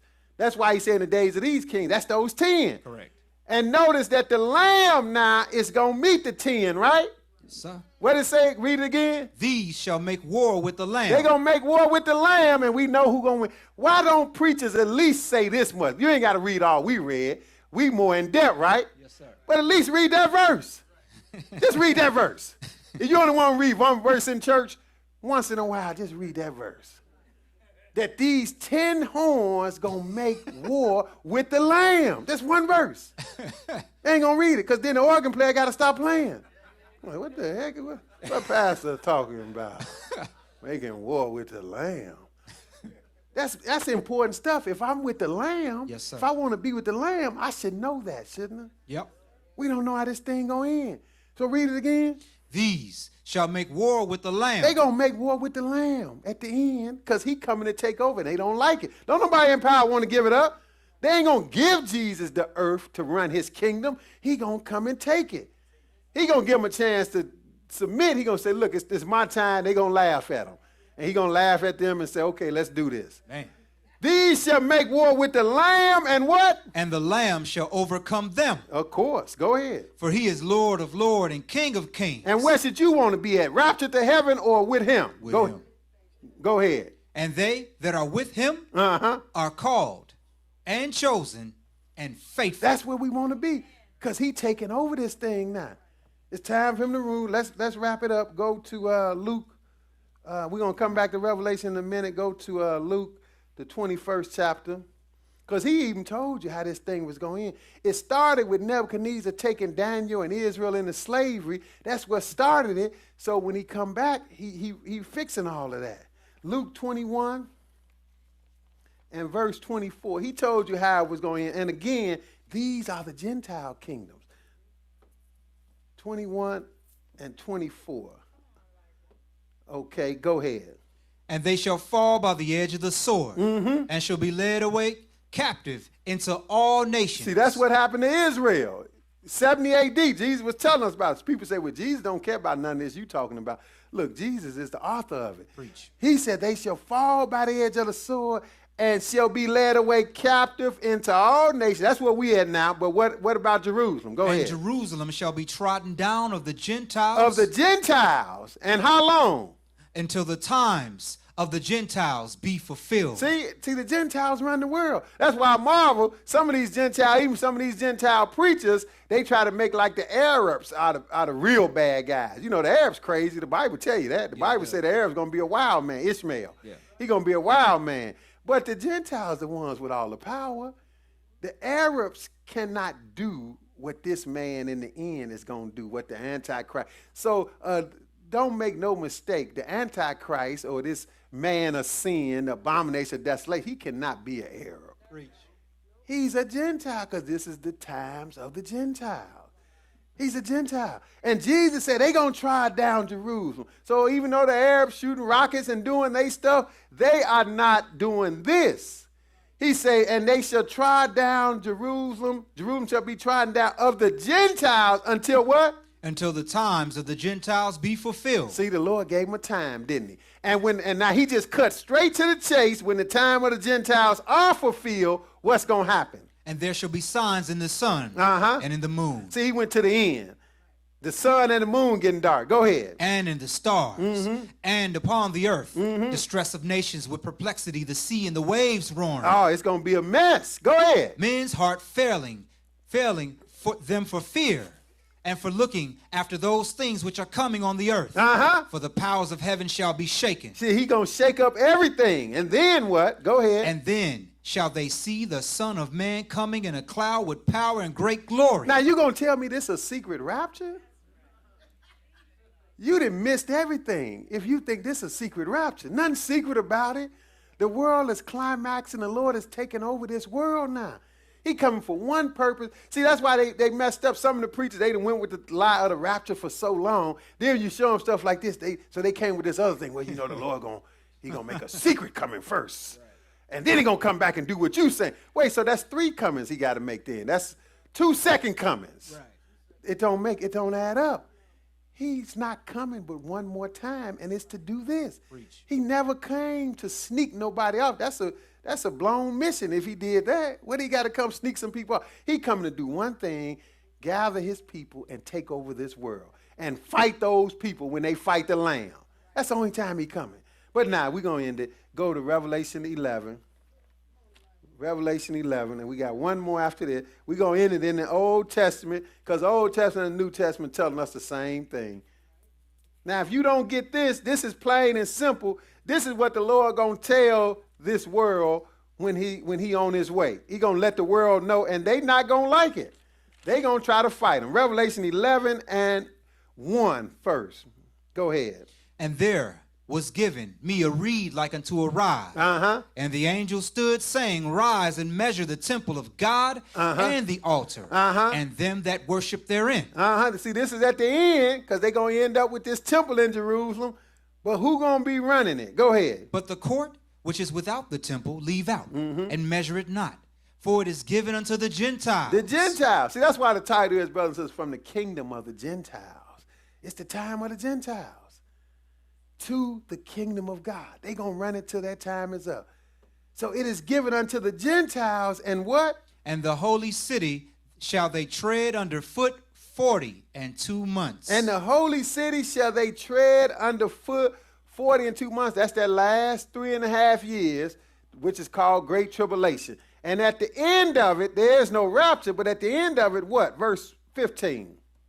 And the 7th angel sounded, and there was great voices in heaven saying, The kingdoms of this world are become the kingdoms of our Lord and of his Christ, and he shall reign forever and ever. See, so much for going to heaven, brother and sister. This is what it's all about. The Lord let these 4 kingdoms run their course. The last one is Rome. And then at the end of the time of the Gentiles, he said, the kingdoms of this world.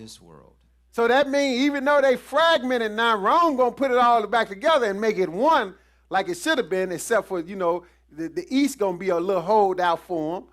But he said the kingdoms of this world, where whoever ruling something here, which is headed up by Rome, the kingdoms of this world are become the kingdoms of our Lord and of his Christ. Same thing it tell you in Psalm 2, the Lord and his anointed. That's right, the Father and the Son. And he shall reign forever and ever. This is what we've been reading all along. The saints going to take the kingdom, reign forever and ever. But now let's see how the world feel about it, because you see why they going to fight the lamb, why they going to try to fight the stone, why the man going to stand up against the prince of princes, because this is they feeling about this. This is why Satan got us thinking opposite. He won't have us believing that the Lord going to set a kingdom up, but no, we got to go to heaven to get some peace. Verse 18. And the nations were angry. See, the nations were angry. They don't like this. They not happy to see Jesus. Go ahead. And thy wrath is come. And the Lord bringing wrath. Go ahead. And the time of the dead, that they should be judged. That's right. And that thou shouldest give reward unto the servants, thy servants, the prophets, and to the saints, and them that fear thy name, small and great. But what about the wicked that's ruling the earth? Go ahead. And shouldest destroy them which destroy the earth. See, he's going to destroy some. But now, one more place. See, it's going to be good for the saints because it's the saints' time, but the ones ruling the earth, their time is up. Psalm 22. That should be Psalm 22. That's a typo. Psalm 22. Yeah, Psalm 22, my fault. Psalm 22. And, you show you how man get caught up on feelings and emotions. You know, we all heard of Psalm 23, and Psalm 23 is good. But, people go for that because it's supposed to be so smooth. But look, you get some good information in Psalm 22. So we're going to read Psalm 22, but that's not famous. Maybe it's not famous like Psalm 23 because it's giving you some good information about the end. Psalm 22 and verse 27. Go ahead. All the ends of the world shall remember and turn unto the Lord, and all the kindreds of the nations shall worship before thee. See, all the ends of the world going to remember and turn to the Lord, and all the kindreds, everybody on earth. That's like Israelite brothers say, well, it's just for Israel. No, it's not for Israel. People from all nations going to have a part in this. But the Lord is doing it through Israel, but anybody who do God's will going to be accepted. Preach. But they going to turn to the Lord because of what now? Verse 28. Uh-huh. For the kingdom is the Lord's. Oh, the kingdom. The kingdom is the Lord's, right? Yes. So I'm just going to put up here the kingdom of God. That's come. See, that's what the Prince of Prince coming to do. That's what the stone hit the image on the feet for. That's what he did. So it's the kingdom of God's time now. These four done had their day. So the kingdom is the Lord's, and he is what? And he is the governor among the nations. Not up in heaven. See, this is a set time. The Lord going to rule this earth. Hope you got some understanding in Jesus' name. And I know that was longer than usual.